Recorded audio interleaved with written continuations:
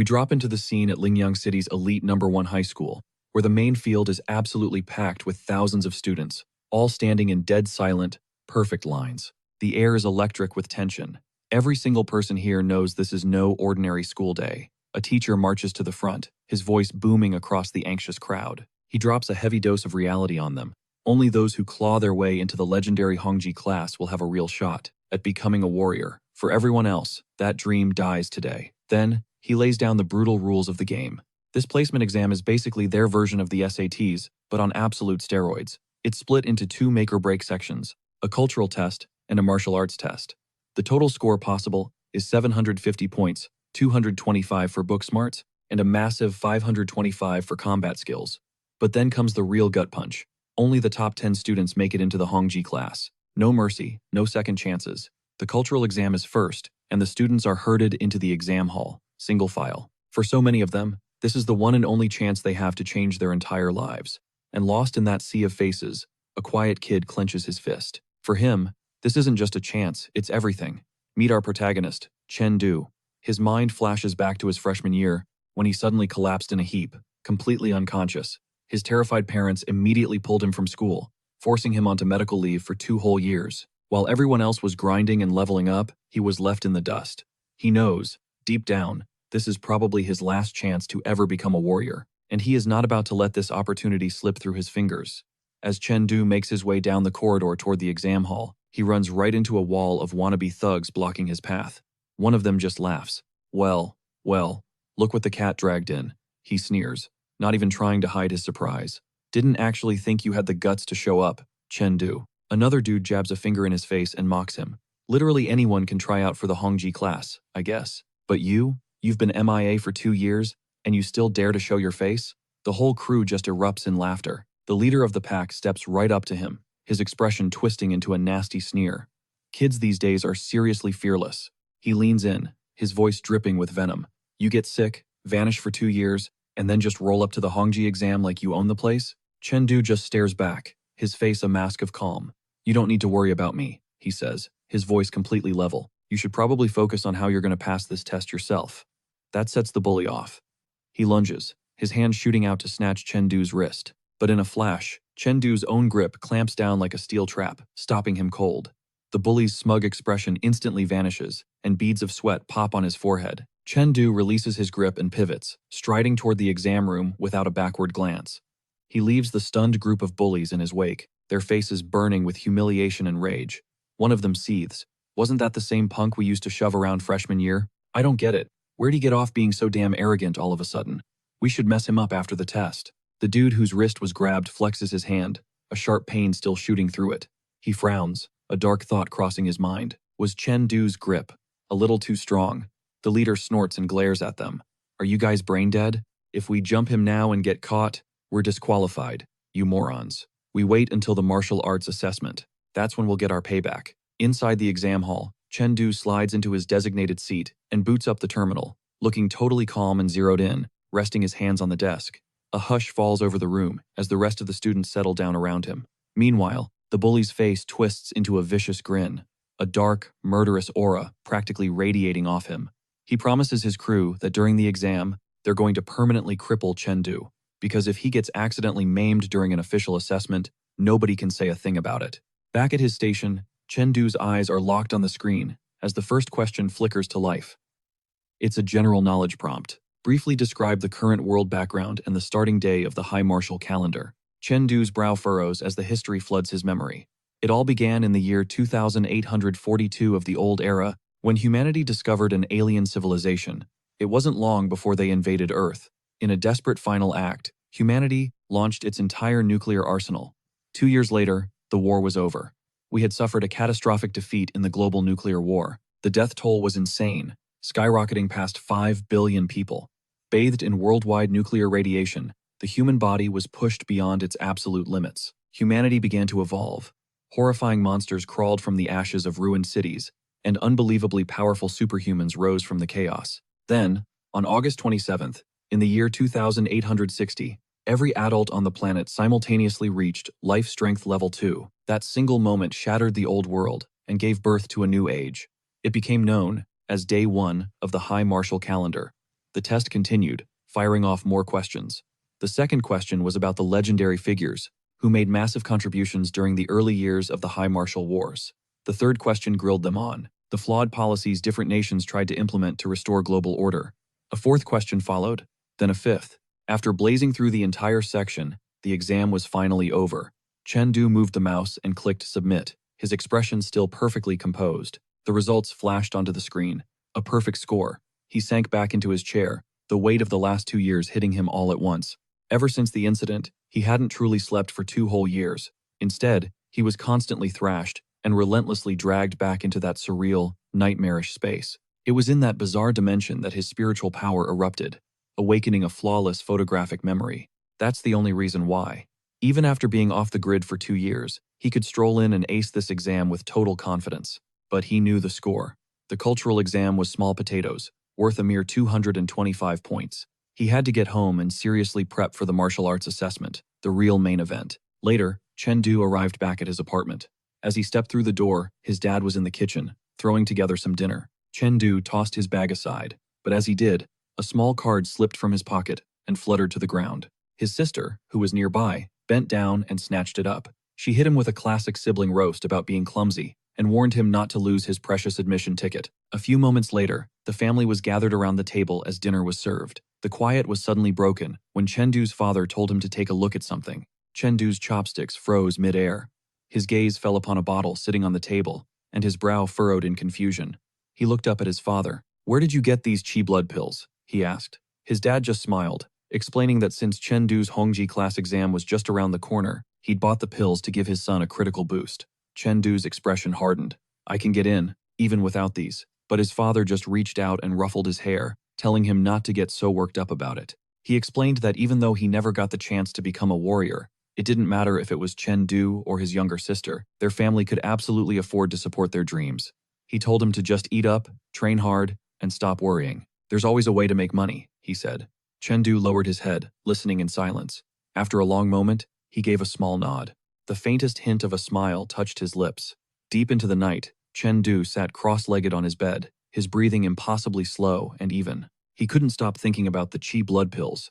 A single bottle cost 200,000, a price that had practically drained the family's entire savings. In this society, if you weren't a warrior, you couldn't even guarantee your own family's safety. Chengdu understood this harsh reality better than anyone. He closed his eyes, his focus sharpening to a razor's edge. The success of tomorrow's exam depended entirely on tonight. As his mind plunged deeper, a cold, blue light began to bleed into the darkness.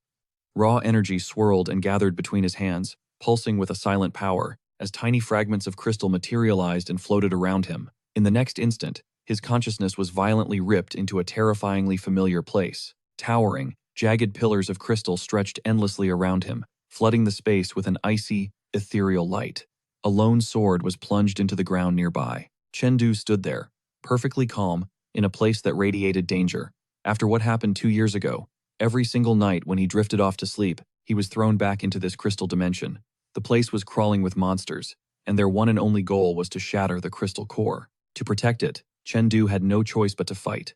If the crystal was ever destroyed, he'd be knocked into a coma for the entire next day. But here's the crazy part. If he died fighting to protect it, he'd wake up instantly, overflowing with energy. At first, Chengdu was too scared to go all in. Because of that hesitation, he failed over and over, his body lying comatose for days on end. But slowly, he started to piece together the pattern. The second he figured out that dying in this crystal hell meant a full-on power-up in reality, the game completely changed. Each wave of monsters he successfully fended off strengthened his spiritual power, little by little. That steady growth supercharged his memory and his ability to understand things.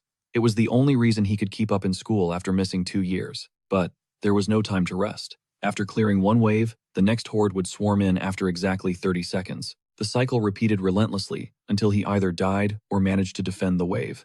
Unfortunately, only the first successful defense of the night actually counted for anything. A split second later, the battlefield erupted into violence again. Chengdu charged forward, his blade tearing through a monster with incandescent fury. The creature exploded in a spray of gore and raw energy, torn to shreds. He twisted through the air, sword in hand, before slamming back down onto the ground. The impact sent a tremor through the entire crystal space, as massive cracks spiderwebbed out beneath him. Heaving for breath and covered in wounds, Chengdu forced his head up. Blood dripped from his lips, turning to steam in the cold air.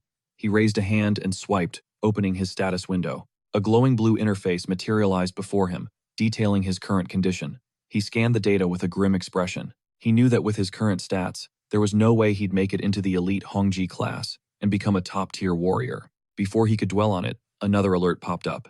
The screen announced that the fifth wave of monsters was inbound and told him to get ready. Chengdu's eyes narrowed as he looked up. A moment later, a massive, crimson beast charged out from the shadows. Flames roared from its jaws as it unleashed a terrifying blast of fire breath. Chengdu moved on pure instinct. He kicked off the ground and shot forward like a bullet, dodging through the inferno as blistering heat and shockwaves tore through the air around him. He landed in a hard skid, gripping his sword so tightly his knuckles were white, carving a trench in the cracked floor. The monster was already roaring, preparing another attack. As the beast's claws sliced down with devastating force, Chengdu dodged sideways, his blade flashing up. He then launched himself skyward, his sword aimed like a spear, right at the crimson lizard's massive form. The creature thrashed wildly in response. Its colossal tail whipped through the air like a scarlet hurricane, slamming into Chengdu mid-flight and sending him spiraling out of control.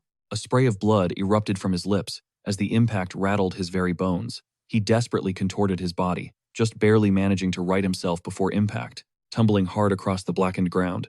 But the colossal lizard didn't pause for a second. Its monstrous frame charged ahead, its sheer size crushing the air around it. Gritting his teeth, Chengdu forced himself to his feet, his grip on his sword white-knuckled. He'd died so many times before this. But now, finally, he understood the beast's rhythm, its every move. His gaze turned ice-cold. A wave of spiritual energy crackled around him as he stepped forward. Zero hesitation. He sprinted directly at the monster, his blade igniting with power as he lunged upward, aiming for its head in a perfectly timed counter-assault. Chengdu unleashed his signature move, sword flowing light. A blade of pure blue energy shot out, sharp and swift as a winter wind, slicing through the desolate landscape.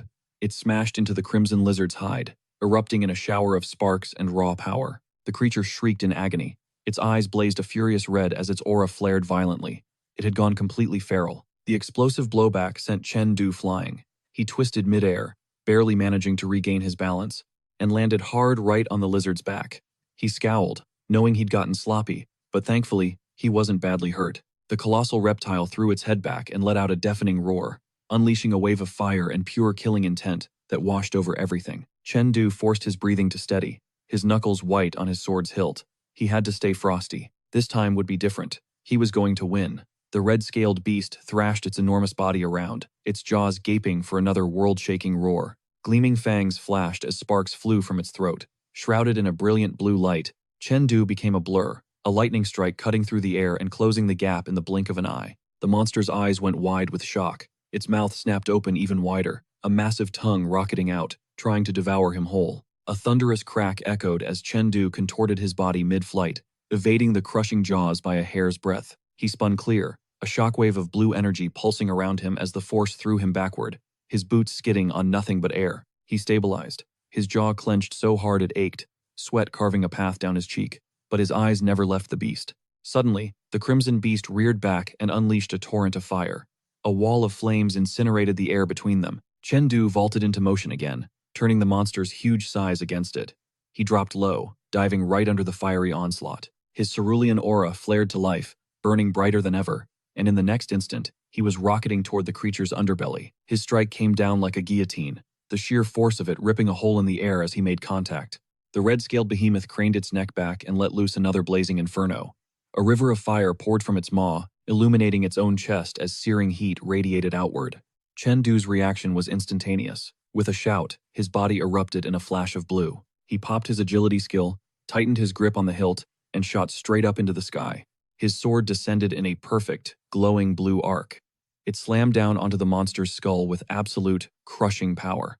The very ground trembled from the impact. The beast let out one final, agonized roar as its titanic body crashed to the earth. Boulders shattered, and shrapnel flew in every direction. A final burst of blue energy pulsed across the monster's corpse. Chengdu landed solid, skidding to a halt as the light enveloping him gradually dimmed. His blade was buried deep in the creature's flesh. The red Goliath was down, utterly defeated. That's when a system notification popped up right in his face. It congratulated him for surviving 5 brutal waves of monster attacks. His spiritual power leveled up by 1, Then another message appeared. Defense waves, complete, and the reward? Avoid. Immortal visualization method. Chengdu just stared, completely stunned. A drop of sweat traced its way down his temple as the insane reward sank in. He figured the spiritual power boost was decent, whatever. But a visualization method? That was a whole different level. Then he remembered what the instructors at school had said. Visualization methods were super rare techniques, skills that let you actively grind your spiritual power. Sure, he could level up his spiritual power from system rewards, but you can never have too much of a good thing, right?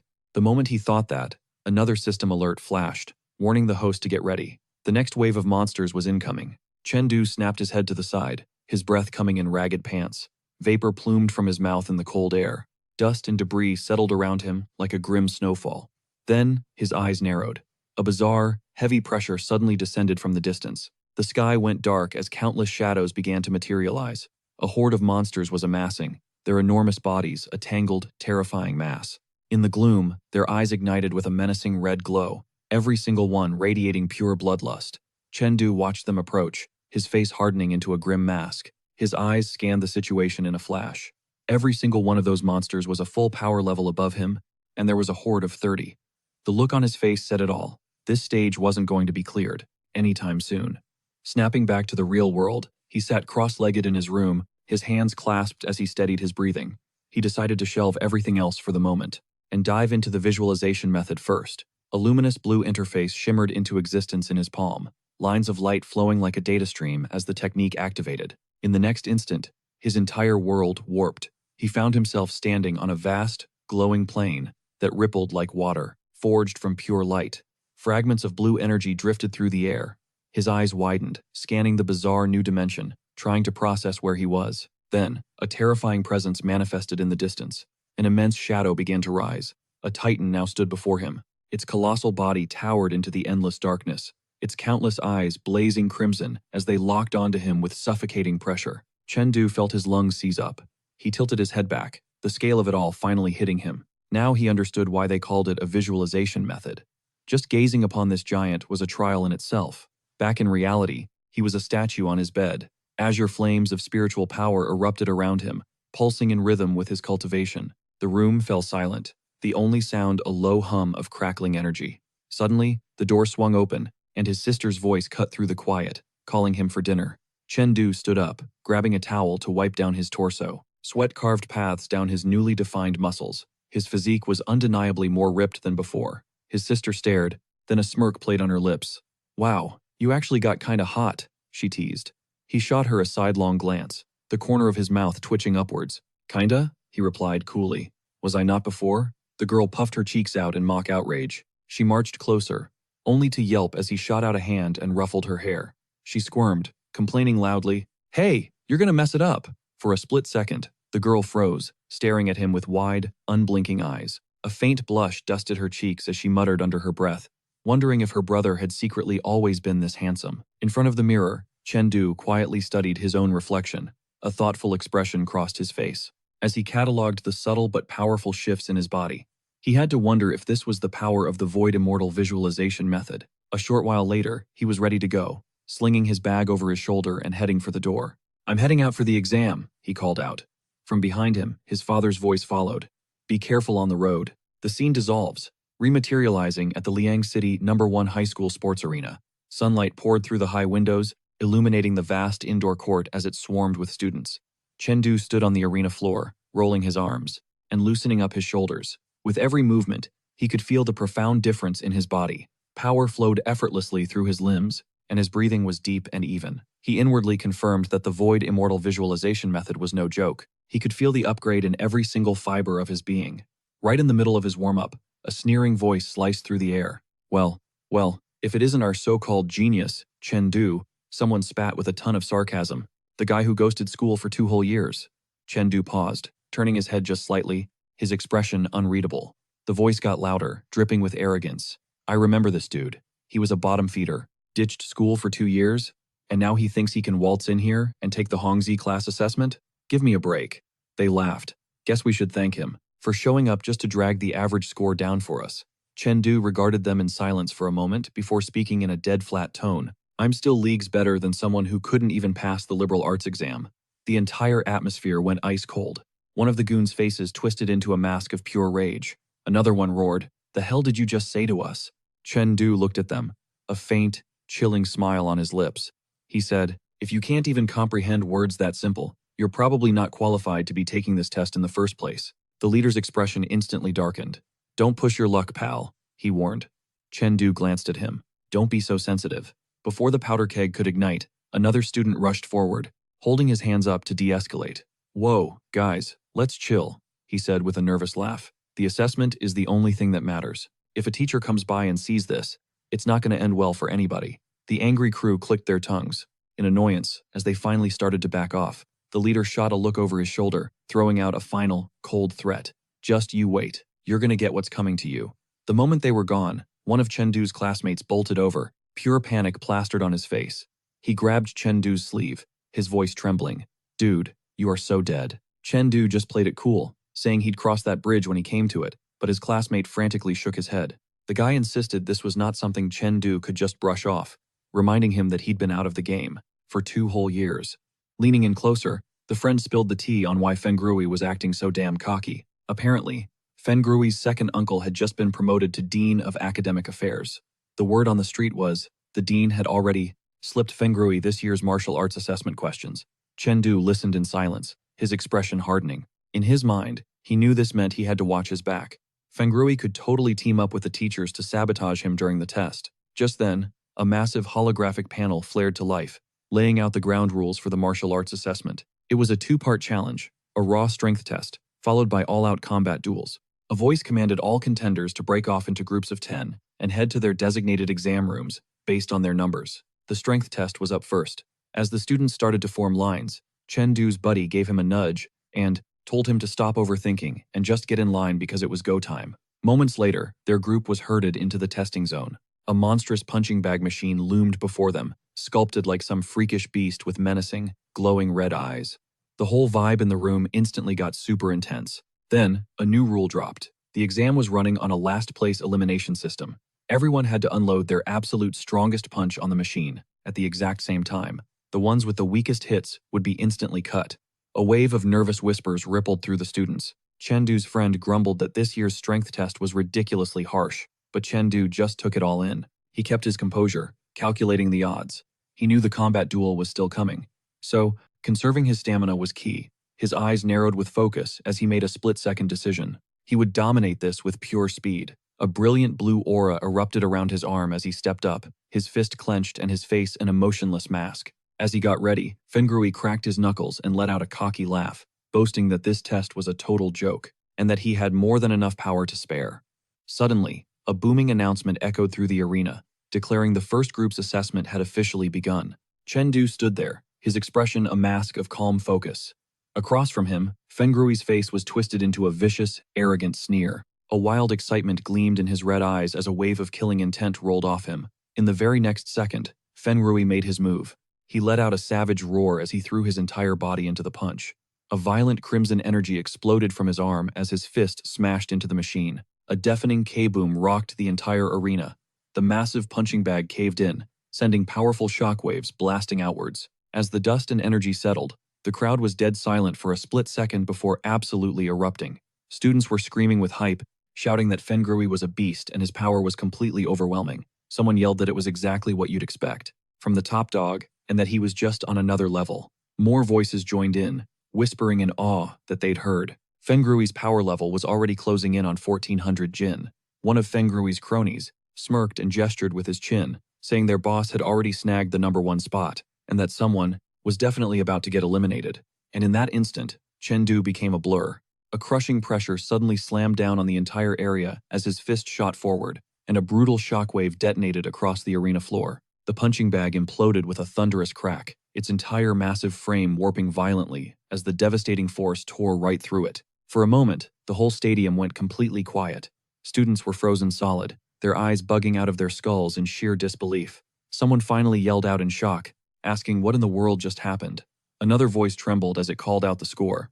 1500 Jin of force, and he was only at a life strength level of 5.1. Fengrui's confident smirk shattered. He whipped his head around, the veins in his neck bulging as pure, unadulterated shock twisted his features. The whispers turned into a roar. People were demanding to know what class Chengdu was in, how he was this powerful, and why his name had never even cracked the top 50 last year. From the crowd, Chengdu's friend shot up from his seat and screamed at the top of his lungs, "That's my bro!" Behind him, the others just stared, their minds completely blown, unable to process what they just witnessed. Chengdu's classmates were freaking out, wondering when their boy had turned into such an absolute monster. The examiner stood with his arms crossed, his fingers tapping his chin as his eyes narrowed in thought. He calculated that a life strength level of 5.1 should normally max out at around 1,000 Jin of force. No one from the elite Hongji class could even dream of hitting a score like that. The idea that a student this insanely gifted was hiding out in a regular class just didn't compute. He figured it had to be a result of Chengdu's martial skills. He then barked out an order, asking to see Chengdu's records. A staff member immediately rushed over with the file. As the examiner read through the document, his gaze grew sharper. The file confirmed it. Chengdu was a regular class student who had taken 2 years off from school and somehow still clocked in a 55% first-order martial strength. The examiner set the file down and glanced at the arena, a spark of genuine curiosity in his eyes. He decided right then and there he was going to see what Chengdu was truly capable of. The scene snaps to the combat arena, where the examiner stood alone in the very center. He strode forward, list in hand, and boomed that the students whose names he called were to step forward for their combat duels. The examiner's voice rang out, calling for Chengdu and Feng Rui to enter the ring. The two fighters faced off, the contrast between them stark and immediate. Chengdu was the picture of ice-cold composure, while Feng Rui's face was twisted into a cocky, hostile sneer. A buzz of whispers rippled through the watching students.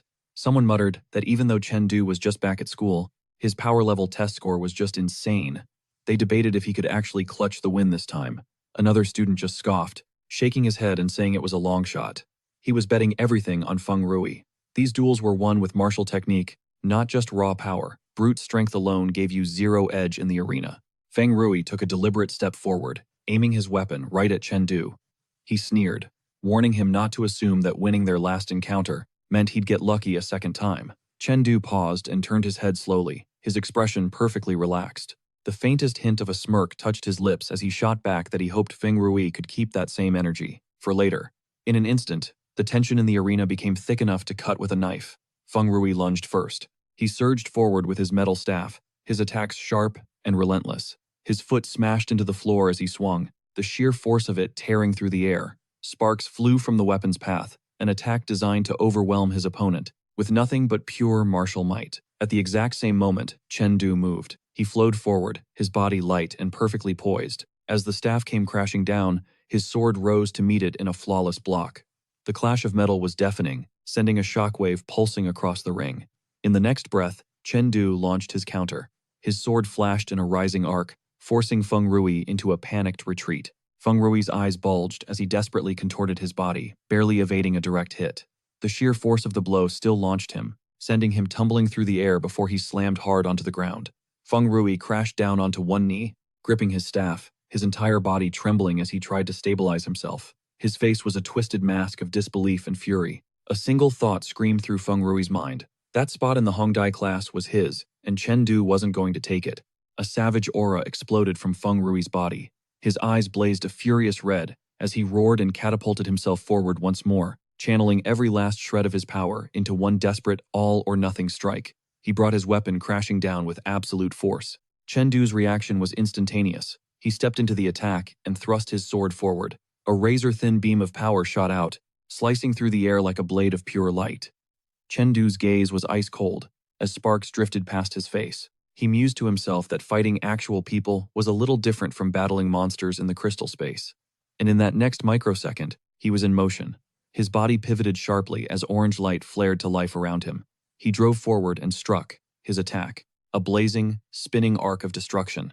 The energy detonated outward, ripping through the arena with ferocious momentum. The impact hit like a falling pillar of pure light. The arena itself shook as the attack slammed directly into Feng Rui. He was blasted backward, his body spinning out of control as the shockwave pulverized the ground beneath him. Dust, rubble, and shattered fragments exploded into the air. But Chengdu wasn't done. His eyes narrowed, and he pressed his advantage. Instantly, he saw the opening. Feng Rui's footing was a wreck. Before his rival could even process what happened, a chilling blue light erupted from Chengdu. A blade-like wind swept across the arena as he unleashed his technique. The attack descended like a swift breeze through a dark forest, clean and precise, but with a devastatingly sharp edge. The blue energy surged, slashing straight through Feng Rui's pathetic defense. Feng Rui's body was lifted off its feet, completely helpless as the power consumed him. A violent cough racked his body. Blood sprayed from his lips, as his eyes went wide with pain. In that same moment, Feng Rui's hand moved. A short blade flashed as he smoothly drew a hidden weapon, his expression turning cold and determined. Chengdu didn't even flinch. He closed the distance, his sword slashing down in a brutal arc, the strike charged with overwhelming power. The blow landed squarely on Feng Rui. Sparks erupted at the point of contact. Feng Rui tried to fight back, his face contorting in a mixture of shock and terror. But before he had a chance to recover, Chengdu was already there. A heavy fist smashed directly into Feng Rui's face. The crack of the impact was sharp and final. Feng Rui's eyes rolled back in his head as he was sent flying. He crashed to the ground in a heap, limbs slack, completely and utterly knocked out. Model. For a split second, the arena went dead silent. In the stands, jaws dropped. Then a single voice shattered the quiet, screaming what everyone was thinking. No shot. Chengdu actually won. How is that even possible? Another student yelled, completely shook. Whispers erupted through the crowd. Was he on something? Did he cheat? There had to be an explanation for this insane upset. Down on the arena floor, Feng Rui wasn't moving. At all. Unfazed, the examiner raised a hand, his voice cutting through the noise as he ordered the medical team to check on Feng Rui's status. He then announced the next duel, telling the fighters to get ready. But just as Chengdu turned to leave, the examiner stopped him. Chengdu, wait. Chengdu froze, turning his head. A single bead of sweat traced a path down his face, but his expression was a mask of pure calm. His instructor, Teacher Ling, stood there, hands clasped behind his back, his face completely unreadable. Chengdu stepped forward, dipping his head respectfully. My apologies, sir, he said, his voice low. I got lost in the fight. I couldn't control my power. Ling studied him for a long moment. Injuries are a part of these duels, he stated, his tone perfectly level. It happens. Don't sweat it, he continued. Just be more mindful next time. You fought well today. As he was about to dismiss him, he added casually, and make sure you stretch when you get home. Chengdu straightened up. Thank you, teacher. While Chengdu walked away, Ling's gaze drifted toward the exit where the medics had carried Feng Rui off. He replayed the beatdown in his head. Feng Rui got demolished, yet he had no significant external wounds.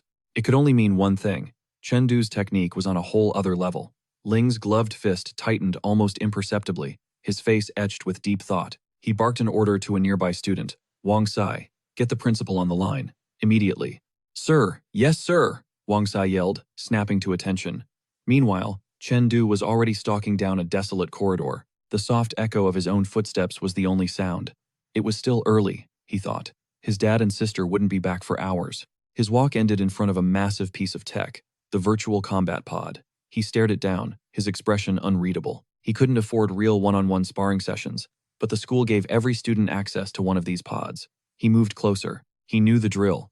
All he had to do was lie down inside, and the system would instantly pair him with an opponent at his skill level for a training sim. He'd spent all his time grinding against real monsters in that crystal space, so he'd barely even touched this virtual combat system. The result? His current rank was a pathetic bronze. Reaching out, he jacked the cable into the port, and the machine whirred to life. Then, a new thought surfaced. He had absolutely clapped Feng Rui today, and that meant there was a very real chance someone would come looking for trouble. They'd do anything to keep him out of the elite Hongji class. Chengdu stared into the open maw of the pod, his eyes fixed on the seat within. He knew what he had to do. Every single fight in this pod was automatically uploaded and logged on the Blue Star Youth rankings. This wasn't just some leaderboard. This was the one that mattered, the one for students prepping for the college exams. They called it the Genius Rankings. This list was pure, raw martial skill, recognized across every zone on the planet. Even some of the top dogs from the Hongji class couldn't crack this ranking. He slid into the seat, his eyes drifting shut. The path forward was crystal clear. If he could just get his name on the Blue Star Youth rankings, he could force his way into the Hongji class on pure skill alone. No one could deny him then. The pod hummed to life. Lights flashed, and the world dissolved, reforming into the crisp, sterile digital landscape of the virtual space. His avatar materialized on a stark white platform, his mind a sea of calm. Ever since he unlocked the crystal space, this pod had just been collecting dust. Might as well start with a quick warm-up, he figured. Shimmering blue fragments of data began to coalesce in front of him. He scanned the area, a little confused. Where was his opponent? He didn't even have time to process the thought. A serene voice echoed through the simulation, and in the blink of an eye, A blur of motion dropped from the sky. A figure with vibrant purple hair, descending with lethal grace. Her blade was a flash of silver, aimed right at his throat, but the instant she moved to strike, so did he. He spun, whipping his sword up just in time to intercept the ambush. The impact was explosive. Shockwaves blasted across the digital platform. The girl, however, landed as light as a feather, a smirk playing on her lips. "Not bad," she purred. "Your reflexes are pretty sharp." Then, her eyes narrowed, her expression turning, deadly serious. "But this isn't some school test where we wait for the bell to ring. In a real fight, you hesitate, you die." Chengdu pushed himself back to his feet, his grip on his sword tightening. His voice was cold steel. "Lesson learned. You won't get another chance for a cheap shot." An intense blue aura erupted around his body. They charged, becoming a whirlwind of motion as they clashed again. Steel screamed against steel, over and over. Arcs of blue energy ripped through the air as Chengdu went on a relentless offensive. He drove her back, step by painful step, before unleashing his technique. Azure Dragon Thrust. His blade lunged forward like a phantom dragon, the attack impossibly fast and overwhelming. For the first time, the girl's eyes widened in shock as she scrambled to get out of its path. In that final, fleeting moment, her eyes widened in shock as she recognized his technique, calling it out by name, the Azure Dragon Thrust. She pointed out the obvious, it was a piercing move, but he was swinging it like a slashing technique. Unfazed, Chengdu lunged again, unleashing another brutal assault. While gracefully dodging his attack, the mysterious girl's tone shifted, suddenly becoming like a mentor's. She lectured him, explaining that the four flowing light forms were never meant to be rigid. The real key was grasping the fundamental nature of the martial art itself. Suddenly, everything clicked in Chengdu's mind. He finally understood that sword mastery should never be caged by strict rules. True power needed to be fluid, completely unbound by names or patterns. A brilliant crescent of light sliced through the air with his next swing. But just as it did, a nagging question surfaced in his thoughts. How did this girl know his sword style inside and out? Before he could dwell on it, her voice cracked through the air like a whip, warning him to stay focused. She was a bolt of lightning. Her power was immense, and Chengdu couldn't even identify the foundation of her martial arts. Each blow was completely foreign, yet executed with terrifying perfection. The girl somersaulted through the air, pressing her assault without a moment's pause. Chengdu parried with his sword, but for a split second, his concentration wavered. She instantly capitalized on that tiny mistake. She roared that he'd dropped his defense. A violent explosion of purple energy erupted as her strikes hammered into his body. Chengdu let out a frustrated curse as he was blasted backwards. The force of the blow shattered the very air around him, causing the virtual arena to crumble into nothing. A holographic system message materialized, declaring the outcome. The player in the pig mask, Chengdu, had been defeated. The match concluded with the young girl as the victor, and 10 victory points were added to her score. As the simulation faded to black, one last realization struck Chengdu. With her insane power level, she could have crushed him outright, but instead, she chose to use a surprise attack. Now, floating in the virtual lobby, Chengdu tapped his temple, the girl's lesson echoing relentlessly inside his head. He needed to focus on the essence of the skill, just as she said. His thoughts drifted back to his own flowing light sword style. The style had a total of 4 forms, and the one he hadn't truly mastered was the Azure Dragon Thrust, the piercing technique. At its core, it was an assassin's move, swift, precise, and lethal. The revelation struck him like a physical blow. Assassins thrived on surprise attacks, while his own approach was completely direct and predictable. With newfound conviction, Chengdu's hand shot out, tapping the holographic interface. He was ready to test this new philosophy in a real fight. Instantly, he initiated the next match. A colossal challenger materialized before him, a mountain of a man swinging a devastating chain weapon. Chengdu glanced at the enormous iron ball that was carving a trench in the ground and immediately felt the immense pressure. He grumbled internally, "First I get some high-level trickster, and now the system pits me against a dude with a massive weapon advantage?" He briefly questioned the sanity of the matchmaking algorithm, but then pushed the thought aside. A surge of blue light erupted from under his feet as Chengdu rocketed forward, closing the gap in an instant. He remained perfectly calm. The other guy might have the reach, but Chengdu's own martial prowess was far superior. The advantage was his to claim. A pillar of brilliant sword energy erupted upwards, compelling the behemoth to plant his feet and defend. A shower of sparks and crackling energy filled the air as the attack sliced forward. The very ground began to shudder, as if reality itself was being ripped at the seams. The hulking man sneered, roaring that he was using his sword all wrong. He ridiculed Chengdu, scoffing that just because his technique was a little more polished, it didn't give him the right to be so reckless. But before the taunt could even fade, the blade's energy slammed home. A spray of blood erupted from the man's lips as his massive frame was violently hurled backward. His face contorted with agony and disbelief. As the sheer force completely overpowered him, the iron ball chained to his wrist was violently knocked off its trajectory. The collision detonated with a thunderous boom, echoing like the drums of war. The colossal weapon was sent careening wildly off course. A blinding flash of blue light erupted as Chengdu made his move. The intent behind his blade pulsed outwards like a furious gale, expanding in waves. He unleashed his next technique, Breeze Beneath the Forest. The massive iron ball began to shudder violently as the shockwave slammed into it. The giant's eyes bulged in astonishment. He never anticipated the attack would pivot so abruptly. Before he could even process it, Chengdu completely vanished from his line of sight. An instant later, he reappeared directly behind him, his body twisting in midair, driving his sword downward with pinpoint accuracy. The blade sliced clean through the big man's defenses, freezing the look of utter disbelief on his face. He cried out in pure shock, his mind unable to comprehend how Chengdu had gone from being in front of him to behind him in the span of a single breath. Brilliant blue energy coiled around the blade like a living serpent. Azure Dragon Thrust. The attack plunged forward with devastating, explosive power. The man's body convulsed violently as a torrent of blood spewed from his mouth. The sheer, overwhelming force utterly crushed him. His iron ball crashed to the floor with a deafening boom, its chains clattering emptily in its wake. A system window flashed to life, congratulating Chengdu on his victory and awarding him 10 points. Chengdu stood frozen, slowly lowering his blade. As he stared down at his own hands, ethereal blue particles dissolved into the air around him. It hit him then. That was the very first time he'd ever pulled off the Azure Dragon Thrust. Chengdu remained perfectly still, his pig mask angled just so as the last of the blue light faded away. A question bloomed in his mind. He finally understood why the sword was called ingenious. As the true meaning settled in, he realized it wasn't just about cleverness or skill. It was about pure adaptability. The sword could be rigid or fluid, concealed or brandished, striking like a crack of thunder, absolutely ferocious and unstoppable, or it could glide like the surface of a placid lake. As the ultimate move of the flowing light sword technique, the Azure Dragon Thrust was never meant to be stiff. It was designed to teach him this one simple truth. The blade wasn't locked into a single form or style. You could wield it with honor, out in the open, or use it for a sudden, devastating sneak attack. Standing in the silence, Chengdu let his sword dip, his gaze behind the mask turning razor-sharp. He got it now. The sword was a weapon that refused to be defined. A system notification popped up. Congratulations, host.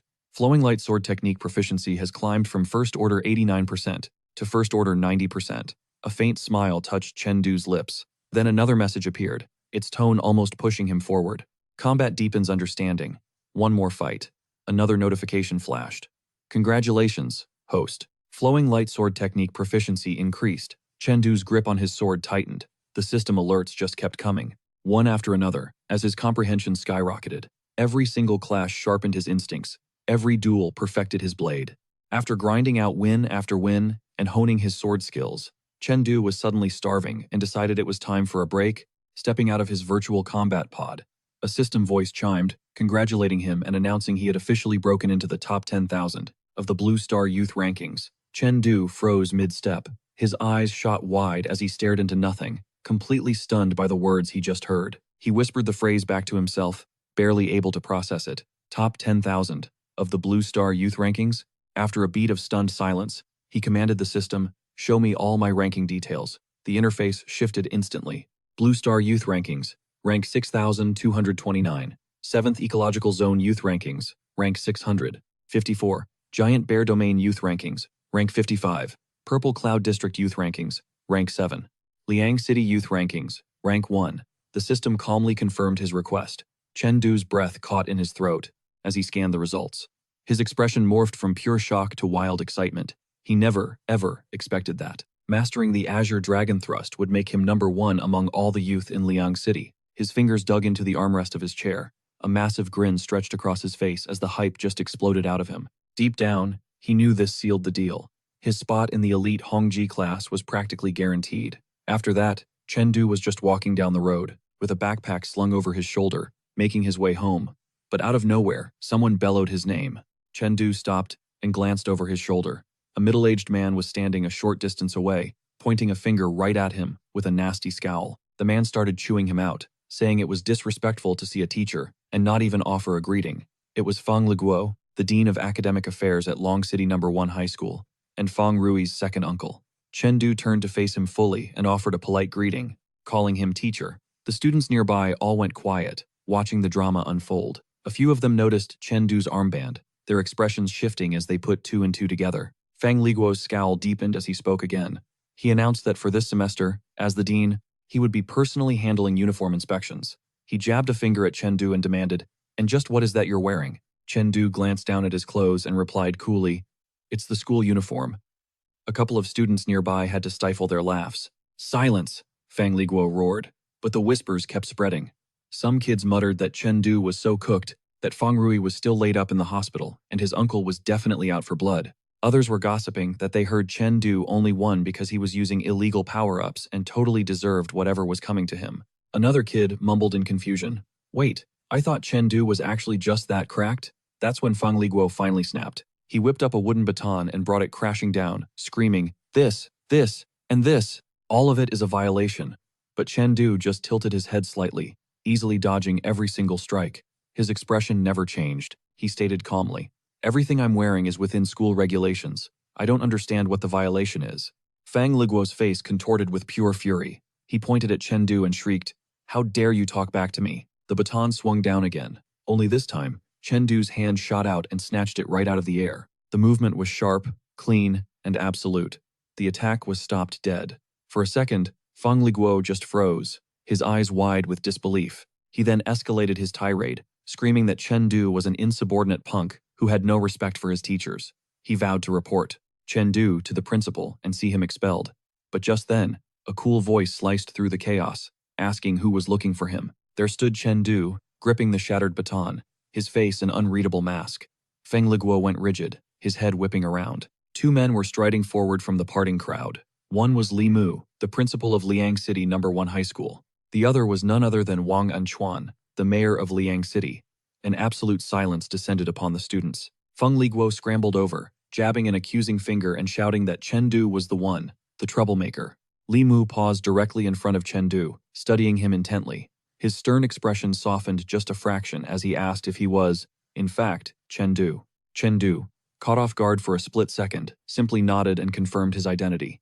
A faint smile touched Li Mu's lips as he spoke again. He explained that they had made the trip specifically to find him, gesturing to the man at his side and introducing Mayor Wang. Chengdu instantly straightened up and offered a polite greeting before asking what this was all about.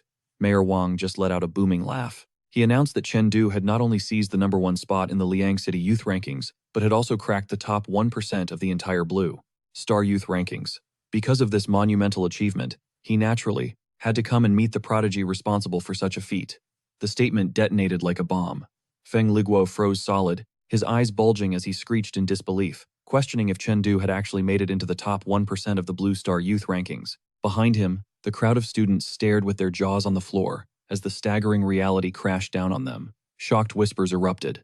Everyone's eyes were locked on Chengdu with newfound awe, murmuring about how insanely powerful he truly was. One student muttered that with that kind of raw talent, there was no way Chengdu would ever need drugs to wipe the floor with Feng Ru. Others buzzed that Brother Du was such a beast he was guaranteed a spot in the legendary Hongji class. Cutting through the commotion, Li Mu calmly instructed Chengdu to follow them to the conference room for now. He mentioned there were important matters they needed to go over. Feng Liguo was left a crumpled, forgotten mess on the ground. Chengdu gave a crisp nod and a simple yes, turning to walk away with the principal and the mayor, leaving a sea of silent, stunned students in his wake. The scene cuts to the conference room. Chengdu stepped inside, offering another respectful greeting.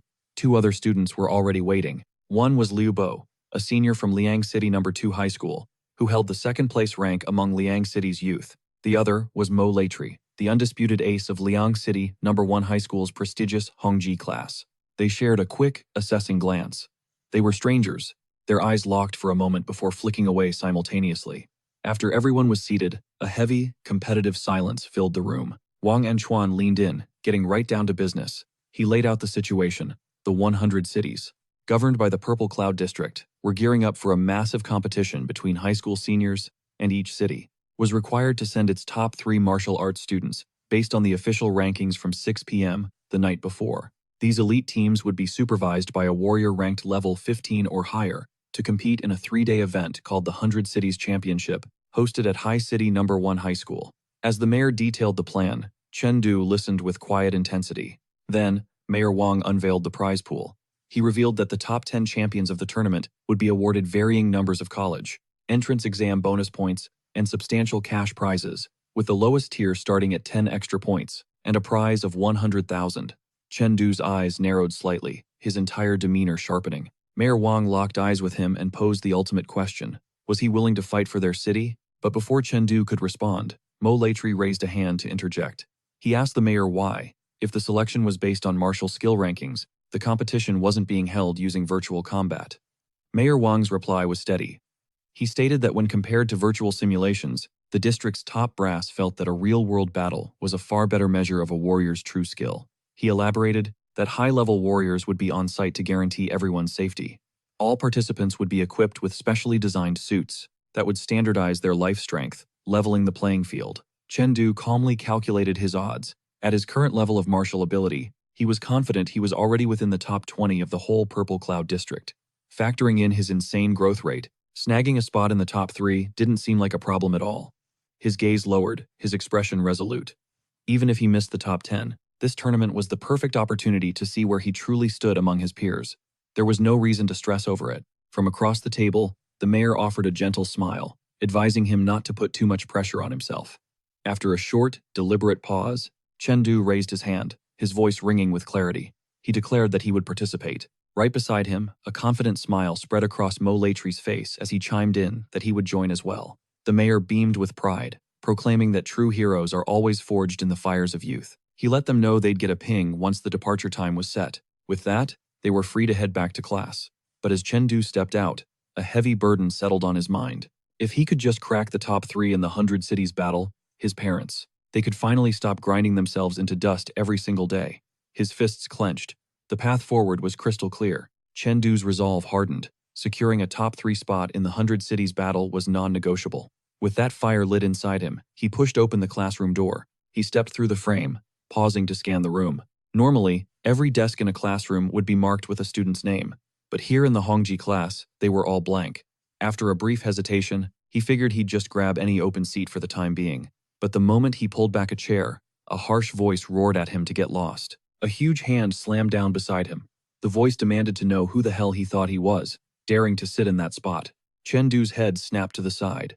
Towering over him was a massive, brawny student, Peng Hu, ranked 10th in the entire Hongji class. His colossal frame made him look like a literal bear had just wandered into the classroom. Peng Hu leaned in, a mocking smirk spreading across his face as he looked down on Chengdu. Unfazed, Chengdu met his gaze and asked what century they were living in, and if people were seriously still pulling this kind of bullying stunt in school. The tension in the room instantly spiked. Before Peng Hu could even fire back a response, someone else stepped between them, a hand landing gently on Chengdu's shoulder. It was Molai Tai, speaking calmly. He told Peng Hu that Chengdu was new here and didn't know the rules of the Hongji class yet. A knot tightened in Chengdu's chest. Molai Tai had closed the distance between them without making a single sound. That detail alone sent alarm bells ringing in his head. He instantly calculated that this guy's life strength had to be at least 2 full levels above his own. Peng Hu just let out a cold snort and waved his hand dismissively. He sneered that Chengdu got lucky. On account of Molai Tai, he'd let it slide this time. Then, Molai Tai began to explain the system. He said that since this was Chengdu's first day in the Hongji class, he probably had no idea that your status and power here were decided by your seat number. He laid it out. Every single month, the Hongji class holds a brutal seat ranking battle. Through raw combat, they determine everyone's place in the hierarchy, the bottom 10 students. They're forced to stand through every class for the entire next month. Chengdu listened, his mind racing. This was a shock. He never imagined the pressure to compete in the Hongji class would be this insane. But Molai Tai wasn't finished. He explained that, since it was the start of the month, the official rankings were already locked in. He then gestured forward, telling Chengdu that, in just a moment, he'd have to fight for his own seat number in a series of challenges. Chengdu's eyes narrowed slightly. He asked calmly if getting a seat was the only perk, or if there were other benefits tied to your rank. He explained that the answer would determine exactly how much power he was willing to show. The answer was simple. The higher your rank, the better your life. Why? Because your seat number dictates the amount of resources you're given every month. The moment he heard that, a spark ignited in Chengdu's eyes. Now this was something worth fighting for. With resources on the line, he had to aim for the absolute highest rank he could seize. His determination solidified into steel. Just then, another voice cut through the chatter. Class was officially starting. Everyone was ordered to move immediately to the combat room next door. The students filed in, lining up in perfect rows as a massive open space stretched out before them. The instructor laid out the rules. Each challenger could issue up to 3 challenges. Based on their performance, they'd be assigned a seat. Chengdu took it all in. Without a shred of hesitation, he strode forward and raised his hand. His voice rang out, clear and confident. "I challenge seat number 10. The second those words left his lips, the entire room's atmosphere shifted. His eyes widened as a single bead of sweat traced a path down his temple. A wave of whispers erupted around them. The other students just stared, their faces masks of pure disbelief. Someone gasped that Chengdu was going for a top 10 spot right out of the gate. Another murmured that he looked like a quiet, unassuming guy, but his first move was unbelievably bold. The doubt came just as fast. A few students started reasoning that, even if Chengdu's martial arts skills were off the charts, his life strength was way lower than everyone else in the Hongji class. They were convinced that, on its own, it wasn't nearly enough to breach the top 10. But Chengdu remembered the rule perfectly. The resource payout for 10th place was a staggering 50% higher than for 11th place. That gap alone made the risk worth taking. He tightened his grip on his sword. His gaze became a razor's edge, calm, focused, and absolute. Across from him, the student ranked 10th burst into laughter. He openly mocked Chengdu, saying he'd barely been in the Hongji class for 5 minutes and was already pulling a stunt like this.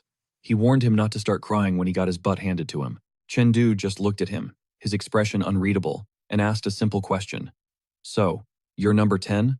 The burly student just grinned. "Oh, you bet I am." He leaned in, a smug grin plastered across his face, and sneered. "Looks like your luck just ran out, Chengdu." The instructor's voice boomed across the room. "Pang Hu, get your protective gear on and enter the arena from the side."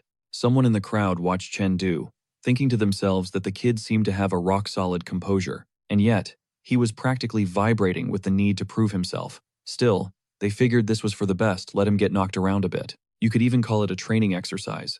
With that, Pang Hu stomped forward, wrapping both hands around his monstrous warhammer. His bulky frame radiated sheer pressure as he planted his feet.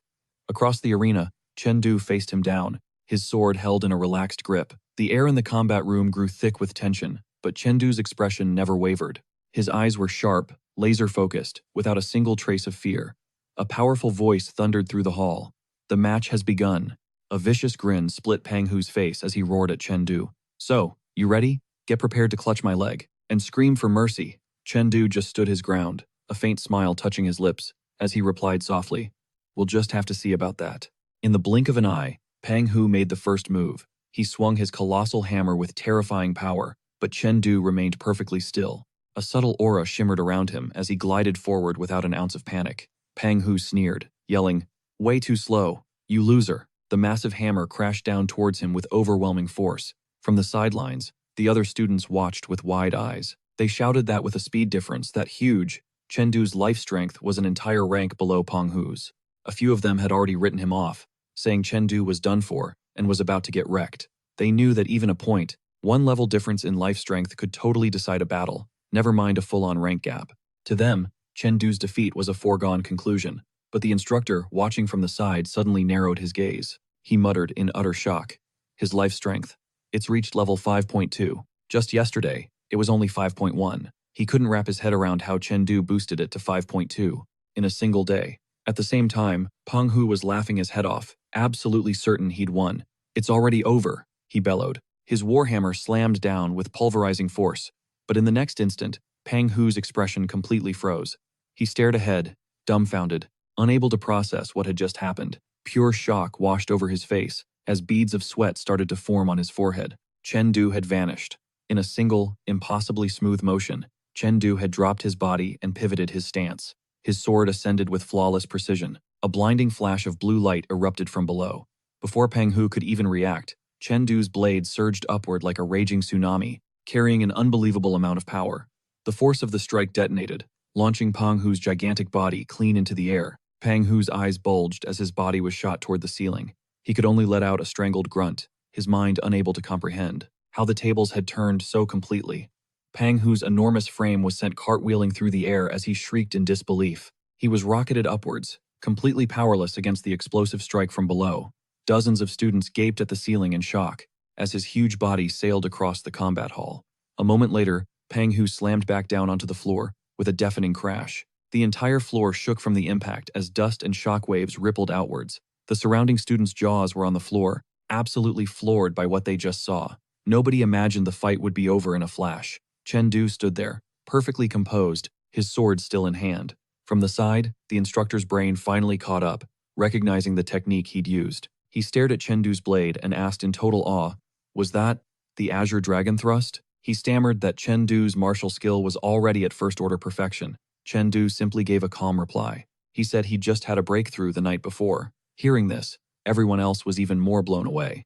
Reaching 90% mastery in a single night was something none of them could even fathom. To them, it sounded absolutely bonkers. Just then, the instructor's voice rang out across the combat room, declaring the official result.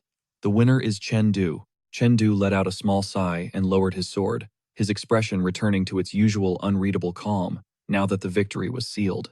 The students packed around the arena absolutely erupted. They pointed at Chengdu, shouting that he actually managed to win, even with a full-level disadvantage. Some of them couldn't process what they were seeing. Others screamed that it was unbelievable. He had snatched the win with just one move. Lost in the crowd, Malaita muttered that Chengdu was definitely a late, blooming genius. The instructor stepped forward and announced that Chengdu had officially claimed seat number 10. He then asked if Chengdu planned to keep challenging for an even higher rank. Chengdu calmly shook his head and turned him down. He explained that even if he climbed a few more spots, the upgrade in resources wouldn't be that big of a deal. It was smarter to conserve his energy. The moment he finished speaking, the surrounding students swarmed him. One of them grinned, pulling out his phone and asking, "Yo, let me get your VChat. We're classmates, man. We should totally connect." The crowd went wild, with everyone suddenly scrambling to get his contact info.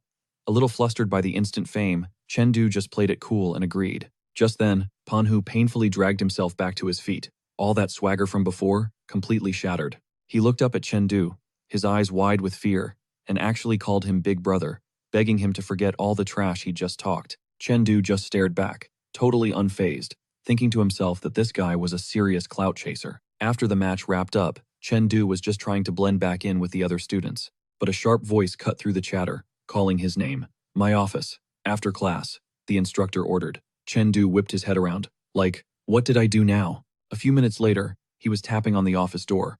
A steady voice from the other side told him to enter. Chengdu walked in and was met with an intense scene.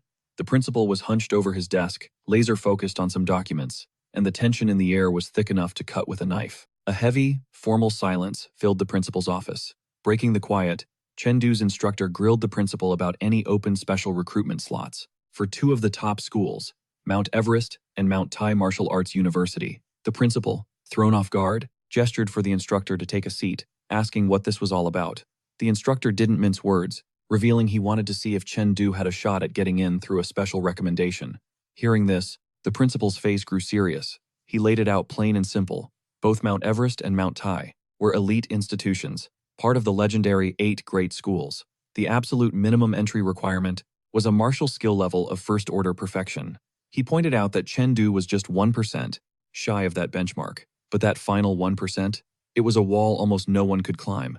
Instructor Ling Yun, losing patience, cut him off, insisting there was nothing more to debate. He reminded the principal about the martial skill tester right there in the office and demanded they let Chengdu prove himself. The principal let out a weary sigh, muttering that Ling Yun was always making things complicated. Still, he caved, pointing to a machine in the corner. He explained its max reading was first order, advanced, making it the ideal tool to gauge a student's true power. Without a second's hesitation, Ling Yun grabbed Chengdu's shoulder and shoved him toward the device. He ordered Chengdu to unleash the exact same attack he'd used in the seat battle, aiming for the machine's core sensor. Chengdu gave a calm nod and stepped up to the plate. His entire demeanor shifted, his gaze locking onto the testing machine with chilling intensity. He slowly, deliberately, raised his sword. The room fell utterly silent, the air crackling with the energy he was gathering. In a flash, he exploded into motion. Chengdu unleashed his signature technique, Azure Dragon Thrust. A blinding surge of blue light erupted from his blade, rocketing toward the testing device with apocalyptic force. A deafening crack echoed off the walls. The testing device didn't just break, it completely disintegrated under the raw power of Chengdu's assault. Shrapnel flew across the floor as the machine smoked and collapsed into a pile of junk. The principal was frozen solid, just staring at the demolished equipment. He sputtered in utter disbelief, his brain unable to compute the scene in front of him. Nearby, Instructor Ling Yun's voice was laced with equal shock. He admitted he never saw this coming. Just yesterday afternoon, Chengdu was still at the advanced stage, but overnight, he'd shattered his limits. He had achieved first-order perfection. Chengdu stood awkwardly next to the wreckage, nervously scratching the back of his head as he apologized to the principal. He stammered that he had no idea the machine was so fragile. Ling Yun, however, couldn't have cared less about the broken equipment. His face was lit up with a wild, feverish excitement. He roared that Chengdu was, without a doubt, a combat prodigy. That killer instinct was on another level. He raved on, saying that in all his years of teaching, he had never once encountered a student whose battle sense was so terrifyingly polished. It was like Chengdu had clawed his way through countless life-or-death struggles. His instincts were just insanely sharp. Chengdu just stood there, his face a little red, as he clutched his sword. The principal, hand on his chin, sank into a deep, calculating silence. After a long moment, his decision was made. He declared that Chengdu was a true martial arts genius who needed to be fast-tracked immediately. For now, he ordered that Chengdu receive the same resources as the #1 ranked student. He then added that he would personally pull the strings to get Chengdu's special recruitment sorted out. As for the upcoming 100 Cities tournament, he told Chengdu to aim for nothing less than a top 3 finish. If he could pull that off, the rest would be a done deal. Chengdu hesitantly raised his hand, asking what special recruitment even was. Ling Yun calmly explained that to get into one of the 8 great schools the normal way, through the college exam, a student's life strength needed to hit at least a level 6.5. Given Chengdu's current level, reaching that score before the exam was basically impossible. But the special recruitment track was a different game. For that route, the main requirement was hitting first-order perfection in martial skill, at least 1 month before the exam. After the 100 Cities tournament, professors from Mount Everest and Mount Tai would personally scout him. If he blew them away, he'd get an offer on the spot. Chengdu processed this, then posed another question. He wanted to know if, after getting a special recruitment offer, he could still take the regular exam and try for a different university. Ling Yun gave him a curious look, asking if he already had a dream school in mind. Chengdu didn't hesitate. He admitted that if he had the choice, he wanted to go to Huangshan Martial Arts University. But instructor Ling Yun was baffled, hitting Chengdu with a simple question.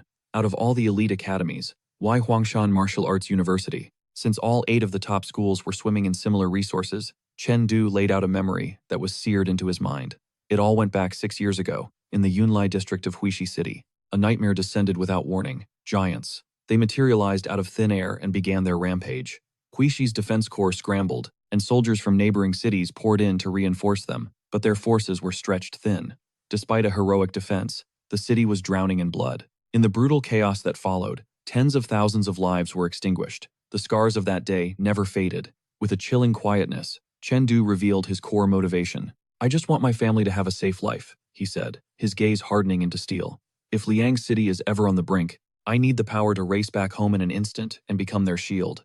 Ling Yun stared at him, feeling the immense gravity of those words. He observed that a conviction that strong was usually forged in the fires of total loss. Then, a flicker of respect entered his voice. To harbor that kind of unshakable resolve at his age, while his family was still whole and safe, it proved Chengdu was the kind of man who could shoulder an immense burden. Chengdu raised his hand, his voice steady. "I'll consider the other 2 schools as my backup plan," he stated. "Only if I fail to get into Mount Huang. So, can I choose them as my alternatives?" From behind the desk, the principal's reply was like stone. He spelled it out. The moment Chengdu passed the early special admission, he'd be signing an ironclad contract that bound him exclusively to their school. A bit later, Teacher Ling broke it down for him even further. If Chengdu could just secure a rank in the 100 Cities Hegemony tournament next month, getting into those other 2 schools would be a guaranteed lock. Special admission would even slash the required score by another 100 points. But he also painted a grim picture of the road ahead. If Chengdu skipped this golden opportunity, his life intensity would have to hit a monstrous 6.5, and even then, the score reduction would cap out at a measly 30 points. "Don't gamble with your future," he urged. Chengdu offered a faint smile, thanking them both for their counsel. "I'll give it some serious thought," he promised. Moments later, outside the school gates, Chengdu was just another face in the bustling crowd of students. He ran the timeline through his head. Early admissions wouldn't even kick off until after the 100 Cities tournament, which was still over a month out. As he stepped onto the crosswalk, a new strategy began to form. From this day forward, until the final college entrance exam, he would dedicate every waking moment to the exclusive martial arts room the school gave him.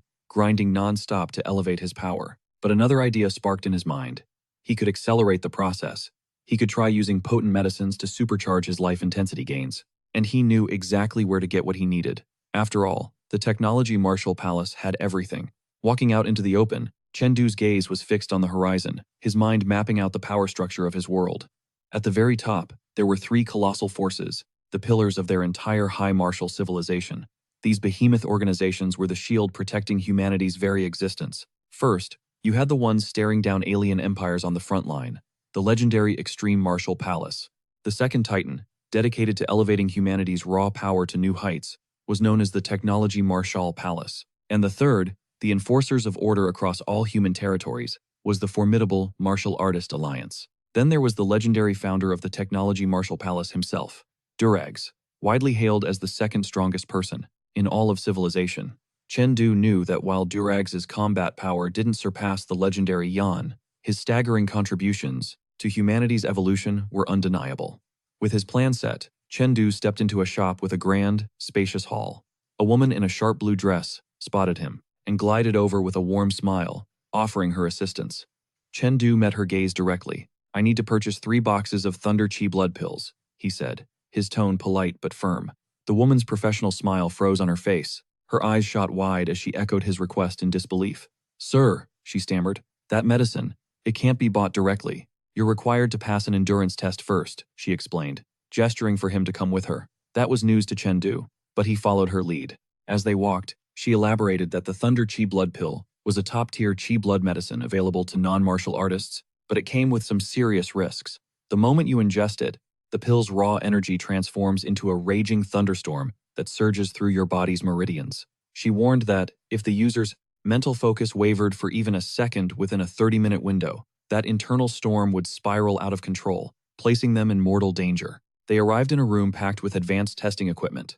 The girl gestured toward a sleek machine and welcomed Chengdu inside. "Because of that danger," she continued, "the endurance test is mandatory before any purchase is authorized." She turned to face him one last time.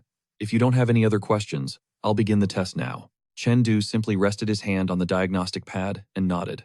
"I'm ready." The girl moved over to the control panel, but as the results flashed onto the screen, her expression morphed into one of pure confusion. Something was wrong. The readings made no sense. And then, she handed Chengdu the pills. She scrambled away, fumbling for her phone, and frantically telling the tech department that the Thunder Chi blood pill tester was completely busted. All the while, Chengdu strolled out of the room, looking completely unfazed, as if he hadn't just shattered their equipment. Later, back in the sanctuary of his exclusive training room at school, Chengdu dropped his bag and settled onto the floor. He immediately scanned the instructions. A single pill per day for 10 days completed one cycle, but you could megadose with up to 3 pills at once. The catch? Tripling the dose amplified the pain by 5 times. No matter the dose, though, the agonizing effects would last for a full 30 minutes. But after 3 to 5 cycles, the body would start building a tolerance, and the medicine's potency would plummet. Chengdu examined the pills in his palm. He scoffed, realizing the so-called endurance test he'd taken was barely the equivalent pain of half a pill. For him, this was a cakewalk.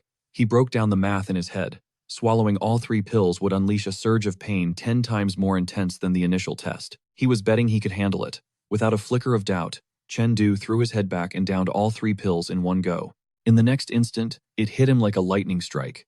His eyes shot wide open as a tidal wave of unimaginable pain crashed through his entire being. A raw, untamed power erupted from within. Chengdu's entire body violently arched backward as pure electricity detonated in the room around him. Vicious tendrils of blue lightning coiled around every inch of him, crackling with savage intensity. His muscles locked up, and he gritted his teeth against the onslaught. He endured the cataclysmic surge as a hurricane of power tore through his meridians, engulfing the room in a blinding thunderstorm of energy. Several minutes crawled by, with arcs of electricity still dancing across Chengdu's skin. Despite the sweat pouring down his face, he lifted his head and let out a wild, manic grin. With a shaky smile, he taunted the pain. "Is that all you got?" A few more minutes later, the lightning finally subsided. Utterly drained, Chengdu collapsed forward, breathing in ragged gasps while his clothes clung to his sweat-drenched body. As he exhaled a long, shuddering breath, a shimmering blue system window materialized before him. The notification read that his life intensity had leveled up from 5.2 to 5.3. Seeing that tiny increase, Chengdu's eyes lit up with fierce determination. He clenched his fist, feeling the rush. I'm one step closer to hitting 6.5, he whispered to himself. As long as he could keep accelerating his progress, he was absolutely determined to reject the offer for early special admission. His gaze shifted to the remaining pills in the box beside him. He muttered, the original plan was to make these last for an entire month, but now, it looked like he only had enough for another 10 days of this intense regimen. Based on his current balance, a quick mental calculation told him his funds would be completely drained in just 55 days. Slumped on the training room floor, Chengdu leaned against the cool wall. If that's the case, he resolved, then there's only one path forward. He had to fight his way into the top 2 of the 100-city showdown. It was the only way he could secure the insane amount of cash needed to fuel his rapid growth. But as this new resolve hardened within him, his body suddenly gave out, and he crumpled to the floor. His frame was still trembling from the aftershocks of the thunderous energy. He struggled to move, realizing the side effects were far more brutal than he had anticipated. He reasoned that the rampaging thunder energy still coursing through his veins had left him temporarily paralyzed. With his physical body completely wrecked for the moment, he switched his focus. It was time to level up his mental power instead. With unwavering resolve, he closed his eyes and declared inwardly, time to enter the crystal space. The next morning, Chengdu's eyes snapped open as he sat bolt upright. His expression was calm and intensely focused. He replayed the night's events in the crystal space, where he had spent hours relentlessly slaughtering green firefly giants. Even though he hadn't completely conquered them yet, he could feel a significant surge in his mental fortitude. He vividly recalled the feeling of being on that ethereal battlefield, charging forward before launching himself high into the air. He remembered the powerful swing of his blade, unleashing a brilliant arc of blue energy as he slashed down on the grotesque creature. A faint smile touched his lips at the memory. He had also just gotten a notification about the school's resource subsidy. Knowing that crucial support had finally arrived, he felt a jolt of excitement and thought, I can't wait to get to class. He made his way to the classroom, where a teacher with fiery red hair and glasses commanded the front of the room. This was Yade, the mental power instructor for the prestigious Hongji class, and a high-ranking member of the Martial Artist Alliance. She announced the day's lesson, telling the students they were about to get an advanced preview of a critical combat method for martial artists, mental power attachment. Seated in the front row, Chen thought to himself that this mental power course was an exclusive perk of being in the Hongji class. In fact, only students who had achieved Tier 2 mental power were even permitted to learn it. He noted that the instructor leading the course had a life intensity rating above 15, an absolutely staggering level of power. The red-haired teacher continued her lecture, explaining that the more skilled a martial artist becomes, the more their physical strength develops. But, she added, if one could properly master their mental power, they could achieve twice the results with half the effort. She broke it down for them, explaining that raw physical power from martial arts just spreads out across the body. But mental power, that's the game changer. It concentrates all that scattered energy into a single, devastating point, jacking up your explosive force. A diagram flashed in the lesson, showing all that energy getting focused. The teacher explained that mental power attachment is the skill of making every single fiber of your being pull its weight in perfect sync. As she spoke, Chengdu glanced around the room. He realized nobody else was even batting an eye at this explanation. Not a single surprised face. And that's when it hit him everyone else must have already grinded this skill out. They were way ahead of the curve. Then, Teacher Yadi hit them with a reality check. She warned that until your mental power hits Tier 10, the amount of physical strength you can actually command is seriously pathetic. She basically told them not to waste time on it before the big college entrance exam. The main goal, she stressed, was still leveling up their life intensity. With a sharp clap of her hands, she switched gears. All right, pop quiz time, she announced. We're testing everyone's mental power. She ordered all the students to their feet. As she lifted her hand, a shimmering flute materialized above her palm, crackling with a faint light. She stood at the head of the class, taking command of the room. She announced her plan, to use a short flute to play the Song of Exhaustion, a little tune designed to reveal exactly how much mental juice each of them was packing. She added that she was hoping to see some better scores than last semester. The students all stood by their desks as she paced forward, the glowing instrument in her hand. Then, her gaze landed directly on Chengdu. She told him, straight up, that he could sit this one out if he wanted. She made it clear the test wouldn't impact his exam score. Chengdu just stared back at her, a confused look on his face. He knew exactly what she was thinking. She probably figured he'd collapse the second she played a single note, because his mental power was only Tier 1. The disrespect. She was just trying to save him from a massive L. But with a new fire in his eyes, Chengdu squared his shoulders and shot back a firm answer. I'll participate. The teacher just offered a faint smile and a nod. She thought to herself how kids were always trying to one-up each other. Mental power wasn't some simple party trick to master. and even the elite students in the Hongji class found it a struggle. Still, since teacher Ling Yun had a special interest in this one, she'd let him try. Her plan was simple. Let him faceplant, then pull him aside afterward for a little private coaching session. She raised the flute to her lips and gave one final command. "Focus your minds," she announced, "and resist with everything you've got. My song will drain your body and your spirit." Through it all, Chen Du stood with a look of pure resolve, bracing himself for whatever she was about to unleash. The entire class roared back in unison, shouting that they were ready. The teacher lifted her instrument and began her performance. A shockwave of brilliant purple energy exploded outwards, twisting around her as musical notes took physical form in the air. The song of exhaustion flooded the classroom, bathing her entire body in a shimmering violet aura. Chen Du stood his ground as the wave of power rolled toward him. He looked up, his expression a mix of awe and shock, as the purple light descended upon him. In his mind's eye, a bizarre new image appeared. A dark, humanoid shadow, wrapped in that same intense purple aura, materialized right in front of him. The being slowly turned its head to face him. Chen Du stared, completely bewildered, wondering what on earth he was seeing. But in the next instant, his eyes flew wide as the shadow figure charged, slicing through the mental illusion with a devastating attack. The creature launched a savage kick, but Chen Du reacted on instinct, throwing up a hand to block the blow. A blast of purple energy erupted from the impact. Chen Du was floored. This thing in his head could actually move. He instantly recognized it, a spiritual-style physical hypnosis. A confident smirk spread across his face as he balled his fist, totally prepared to counter whatever this phantom threw at him next. Outside, the teacher slowly lowered her flute, her eyes locked on Chen Du. She was in absolute shock. Chen Du was just standing there, calm and collected, completely unbothered by the crushing, spiritual pressure that was still suffocating the room. She watched him, dumbfounded, realizing he was actually holding his own. He wasn't even breaking a sweat or grimacing in pain. In fact, he looked so casual, you'd think he was just chilling and grabbing a drink. Chen Du had closed his eyes, standing perfectly still inside the swirling purple storm, his breathing impossibly steady and calm. The teacher pressed the flute back to her lips, forced to admit that this kid's mental fortitude was on a whole other level than she'd anticipated. A spark of curiosity ignited in her eyes. Just how far could this boy go? She decided then and there to crank the spiritual pressure, up by another level. A fresh explosion of purple energy pulsed from her as she played with renewed intensity. All around the classroom, students were starting to drop like flies. Some were trembling, their legs giving out from under them. Others just crumpled to the floor, totally wiped out, and unable to resist any longer. Cries echoed through the room. "I can't stand. I feel so drained. I can't do it." The teacher watched as bodies crumpled to the floor and gave a slight nod. This was exactly how she predicted it would go. Most people couldn't handle the song of exhaustion. At this intensity, her eyes narrowed, locking onto Chen Du, a flicker of curiosity in her gaze. But her expression shattered into shock when she saw him still standing, barely reacting. A violent purple spiritual aura twisted and coiled behind Chen Du, but he remained anchored to his spot. Nearby, students stared, their minds completely blown. One of them screamed that Chen Du was still holding on. They were all floored because they knew his family was dirt poor. There was no way they could ever bankroll spiritual resources. They began to wonder if he was secretly a spiritual power prodigy.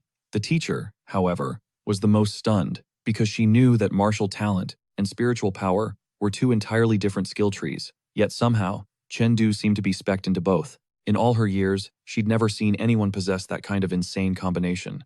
Peng Hu, who had face-planted early on, looked up from the ground with a massive, relieved grin. He chuckled to himself, feeling a surge of pride, because the more of a beast Chen Du was, the less pathetic his own defeat yesterday seemed. Suddenly, a sharp crack echoed through the room. Students whipped their heads toward the sound, their eyes wide, startled by the abrupt shift in spiritual pressure.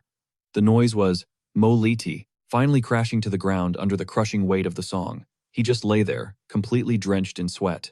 Everyone stared at him in utter disbelief. They all knew he wasn't just a martial talent, he had a gift for spiritual power too. With a better family background, that dude could have been a top contender for the 3 great elite academies. The teacher's eyes were practically bugging out of her head. She saw Mo Lete, the #1 student in her class, tap out at level 6, yet Chen Du had just tanked level 7 like it was nothing.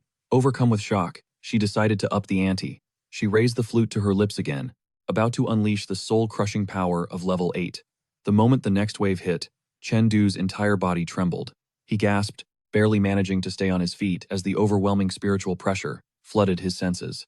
In his mind, the humanoid opponent he'd been fighting morphed into a towering spiritual titan, a colossal, muscle-bound figure glowing with ferocious purple energy. It loomed over him, its aura making the very ground of his mindscape quake. The giant swung its massive fist, sending a cataclysmic shockwave hurtling straight for Chengdu. He crossed his arms in a desperate block, but the raw force still launched him backward in a blinding explosion of light. He gritted his teeth as the immense weight pressed down on him.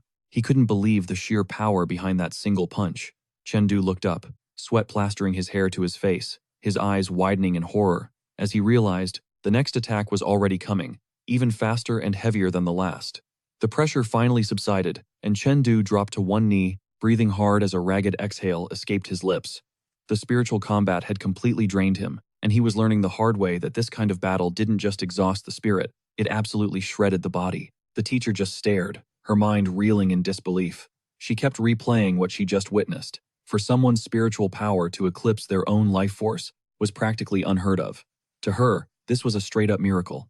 And Chengdu didn't just have an absurdly high spiritual power level. His martial arts talent was also terrifyingly high. She pictured the monster he could become, a warrior who could just ignore spiritual attacks and rely on his terrifying physical strength to rip his enemies apart. Her expression grew tense as one thought consumed her.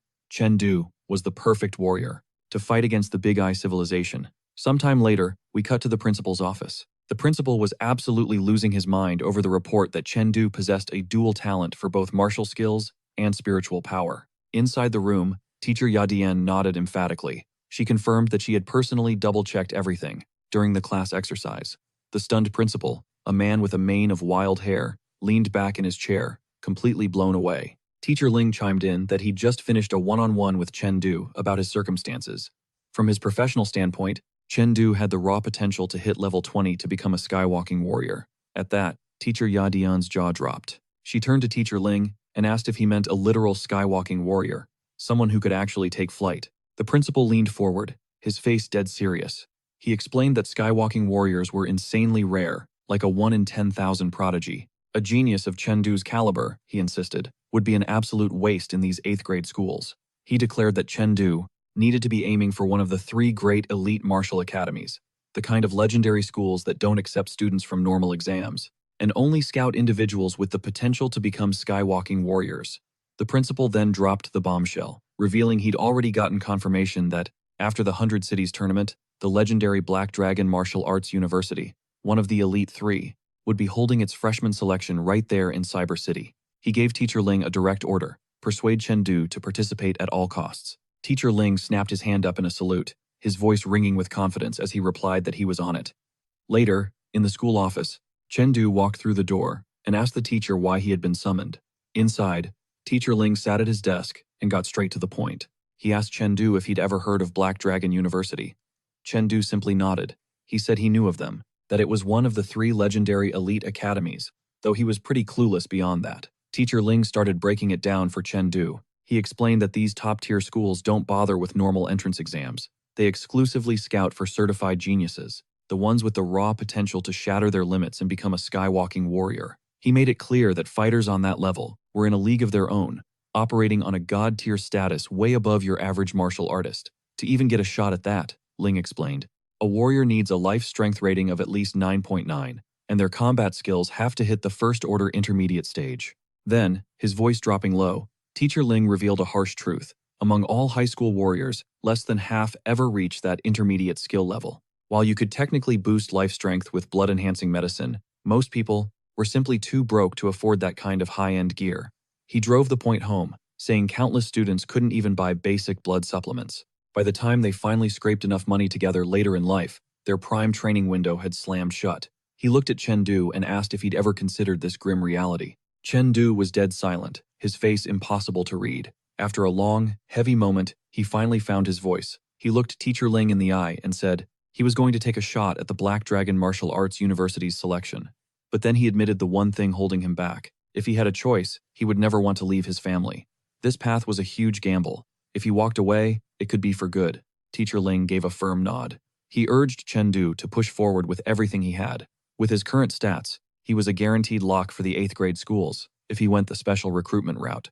Teacher Ling told him he should use those schools as a safety net while aiming straight for Black Dragon Martial Arts University, because his future was meant for something much, much bigger. Taking all that in, Chengdu's gaze fell to the floor.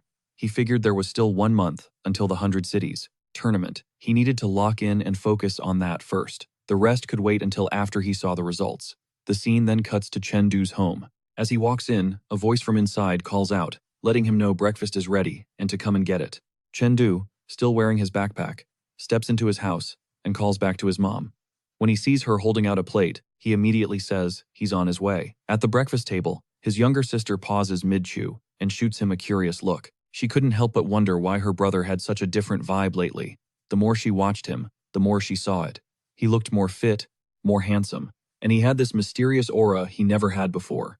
Chengdu took his seat and addressed his family. He told his dad, mom, and sister that from now on, he was planning to live at school. He needed to dedicate every waking moment to training, to get ready for the 100 Cities tournament, which was just 1 month away.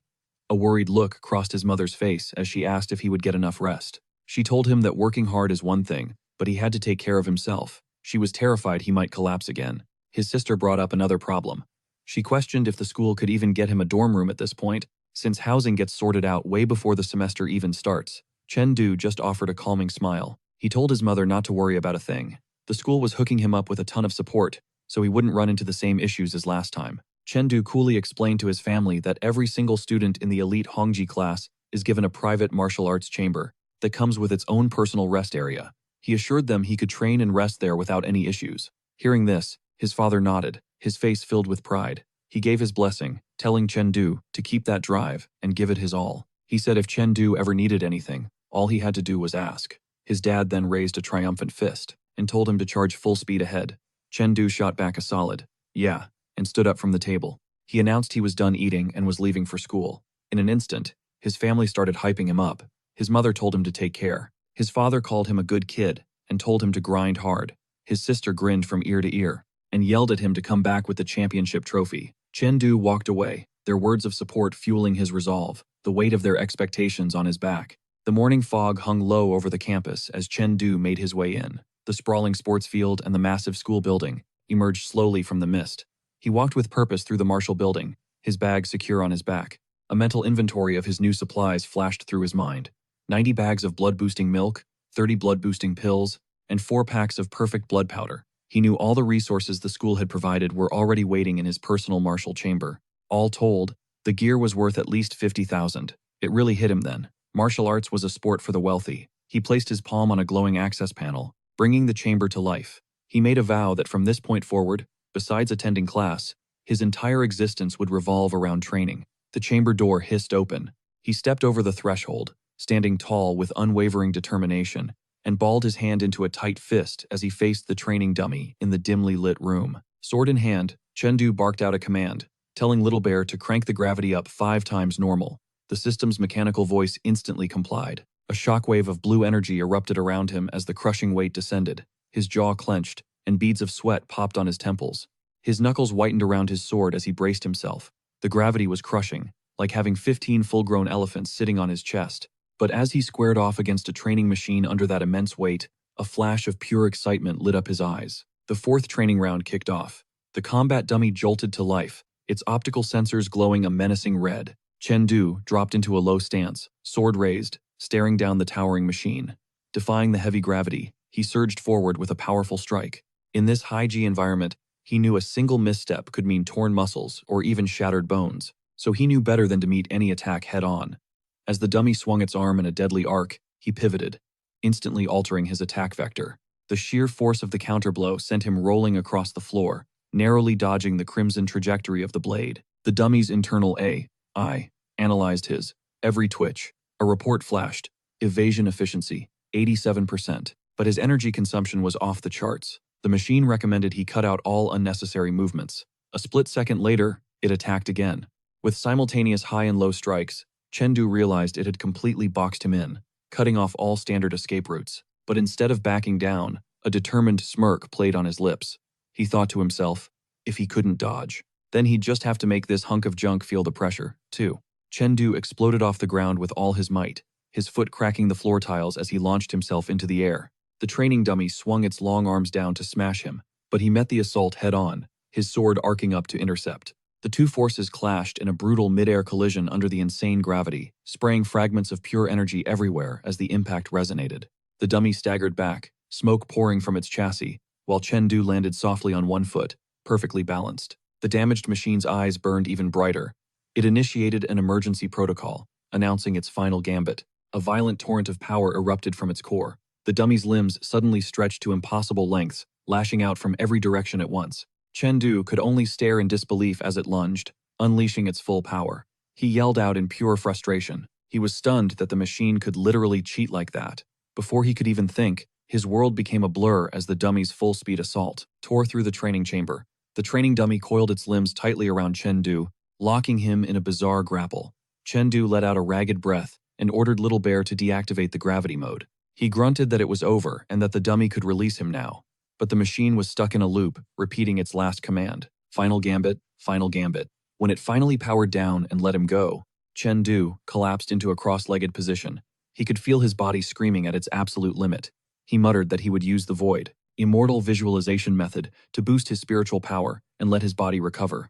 As he shut his eyes, his consciousness plunged into another dimension.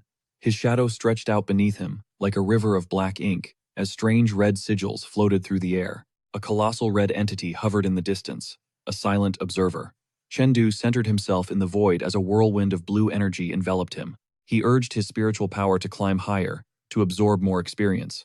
A moment later, his eyes snapped open. He checked his stats. His spiritual power had jumped by 0.3 levels. But just as he moved to stand up, he winced, a jolt of pain shooting through him. His legs were completely numb. Chengdu quickly popped a recovery pill. He admitted it, his mind was fried and his body was still a wreck. Since that was the case, there was only one thing to do. Sleep. He just flopped onto his back, arms splayed out, letting his entire body go limp as his eyelids slowly drifted shut. He slipped into a state of deep calm. In that quiet mental space, he knew it was time to enter the crystal dimension and truly sharpen his martial arts. When he next opened his eyes, he was surrounded by massive, shimmering crystal pillars. His grip tightened on his sword as he stood ready. His footsteps echoed ominously as he took a step forward. Right in front of him, several green flame giants materialized from the mist, their monstrous silhouettes looming over him. He remembered them from last time. Back then, he couldn't even figure out their weakness, let alone kill a single one. But now, sword in hand, he stood his ground. This time, he was ready to see what he was really made of. Chengdu casually rested the blade on his shoulder, a potent blue spiritual energy swirling to life behind him, causing the air itself to ripple as he faced the giants with ice-cold eyes. His attack slammed into one of the behemoths, and as the blow connected, everything clicked into place. He realized those green patches all over their bodies weren't curses or some weird birthmarks. They were concentrated sources of healing energy. With this revelation, he moved in a flash. He vaulted onto the giant's shoulder and plunged his sword directly into one of the green patches, making the monster roar in agony. He kept analyzing their moves. Besides those healing spots, the green flame giants were just massive health sponges, with nothing else going for them. As long as he took out the green patches first, they were no threat at all.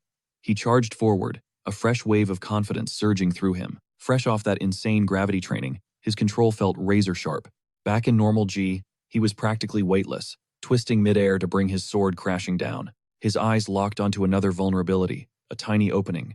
His knuckles whitened around the hilt. This was his shot. He unleashed a brutal downward slash, shattering the giant's guard as a burst of crimson energy exploded from the impact. Chengdu's strike landed with crushing force. One of the behemoths was sent flying backward, its arms flailing wildly as it collapsed. But behind him, flashes of light rained down as more giants spawned in, their scarlet eyes burning through the darkness.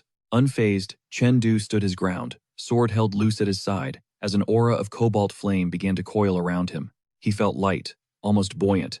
A thrill shot through him. He made a mental note. The second he logged out, he was jumping straight back into gravity training. With one last surge, he rocketed forward. He knew if he just kept grinding like this, stacking up these small victories, a top 3 finish in the 100 Cities tournament was totally within his grasp. Flash forward to the next day in High City, where the air was electric. The long-awaited 100 Cities tournament had finally begun. The whole city was buzzing. Chengdu followed his crew into a ridiculously grand hotel, his eyes wide as he tried to take it all in.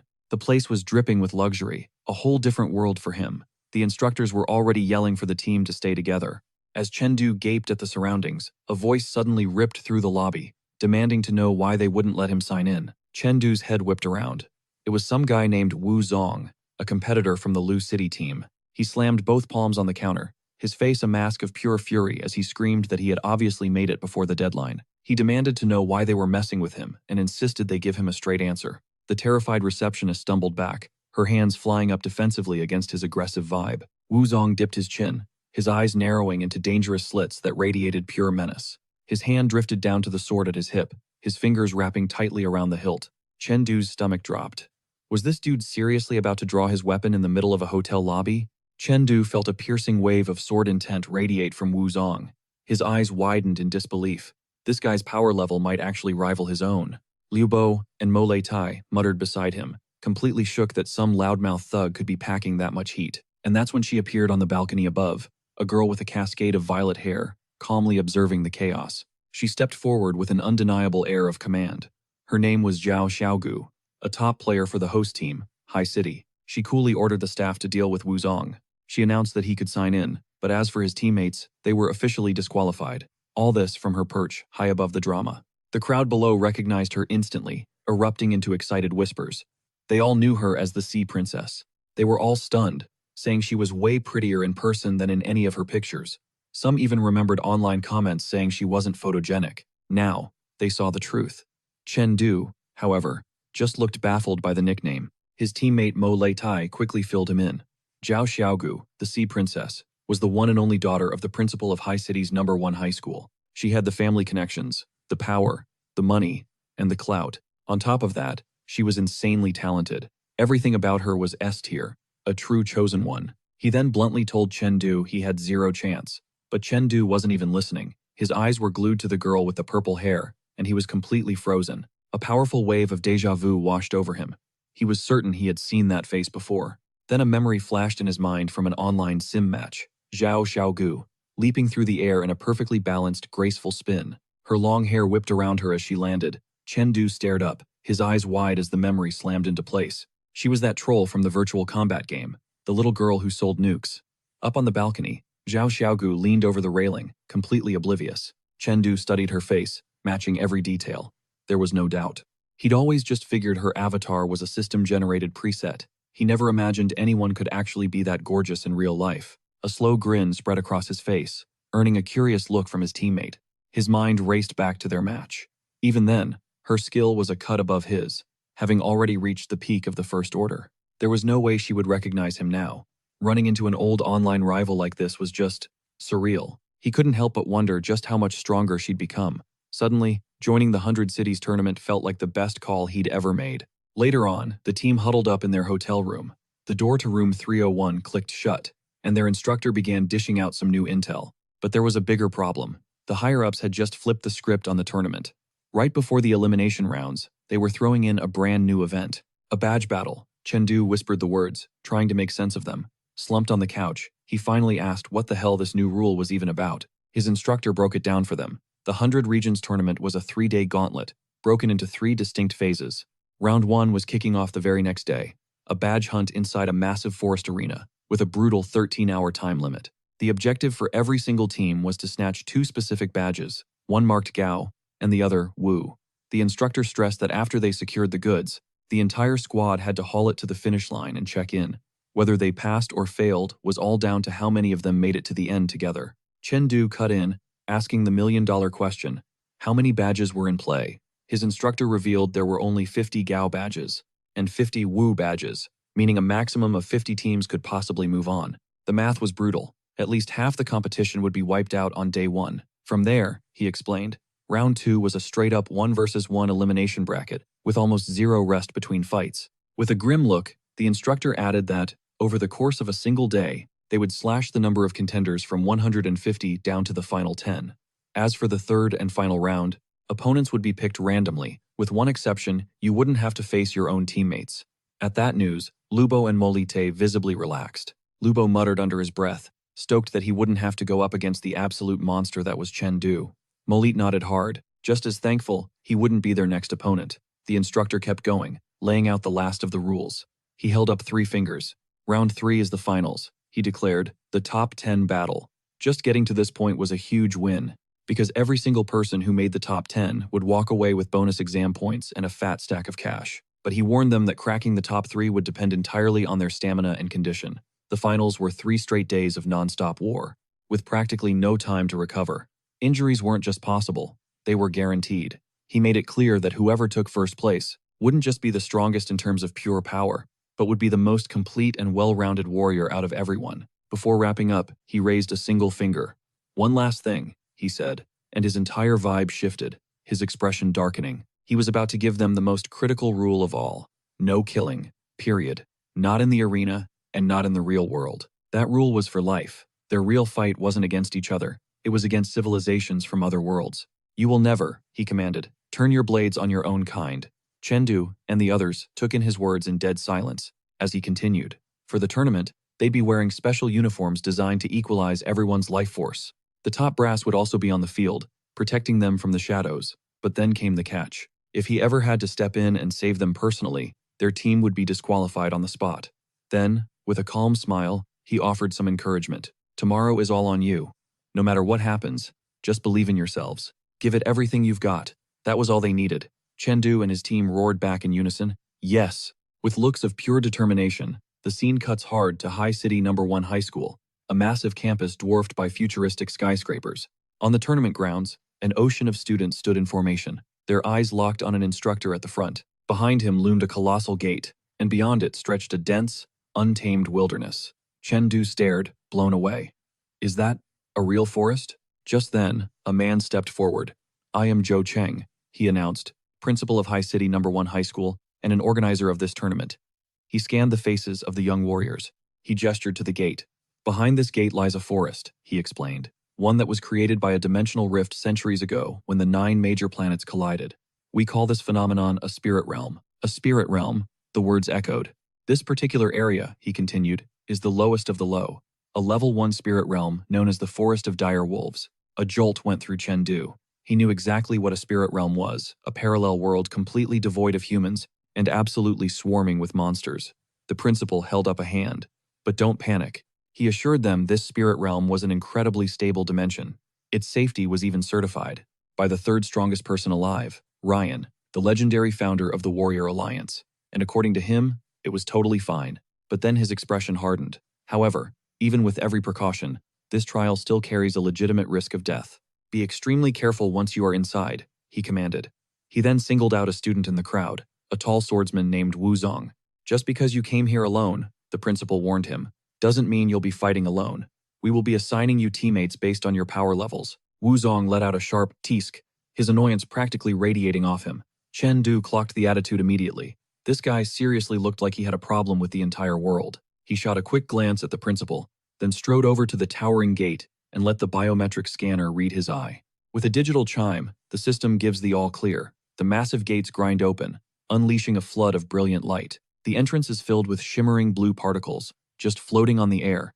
Every student gathered outside just stares, completely captivated by the path unfolding before them. The principal's voice suddenly booms, announcing it's go time, and that everyone better be prepared for what's next. They were about to descend into the Forest of Dire Wolves.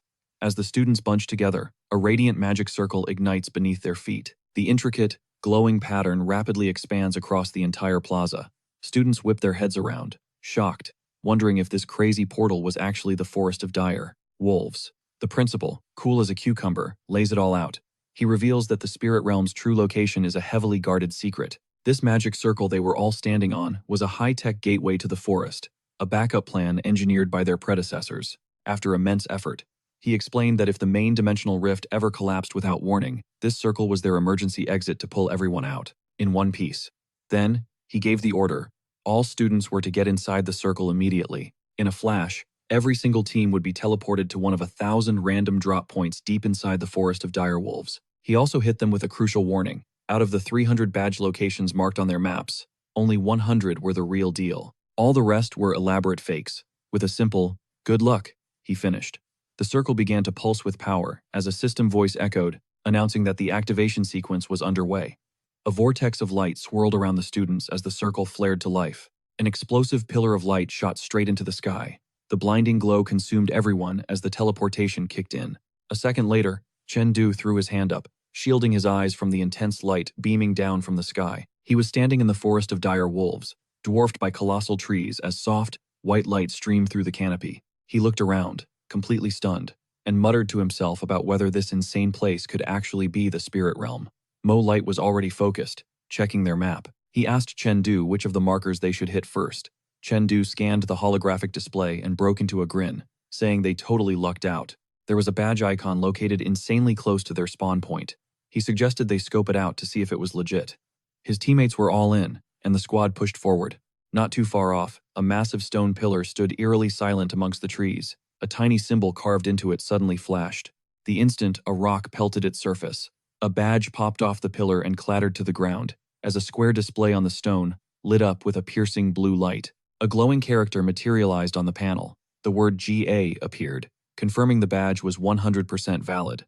Chengdu lunged forward and snatched the glowing prize from the stone pillar. He admitted to his team that he was completely convinced that any marker so close to the drop zone had to be a decoy, but this thing was actually the real deal. One of his teammates, Lubo, let out a laugh and said Chengdu's luck was off the charts. He was just about to suggest which marker they should track down next, but Chengdu's expression suddenly went rigid. A flash of pure danger crossed his face. He grabbed Lubo's shirt and violently yanked him backward, screaming for him to get down. Not even a split second later, a volley of razor-sharp spears rained from the canopy, slamming into the ground right in front of them. Both Chengdu and his teammates scrambled backward as the deadly projectiles plunged deep into the earth, fracturing the ground around them.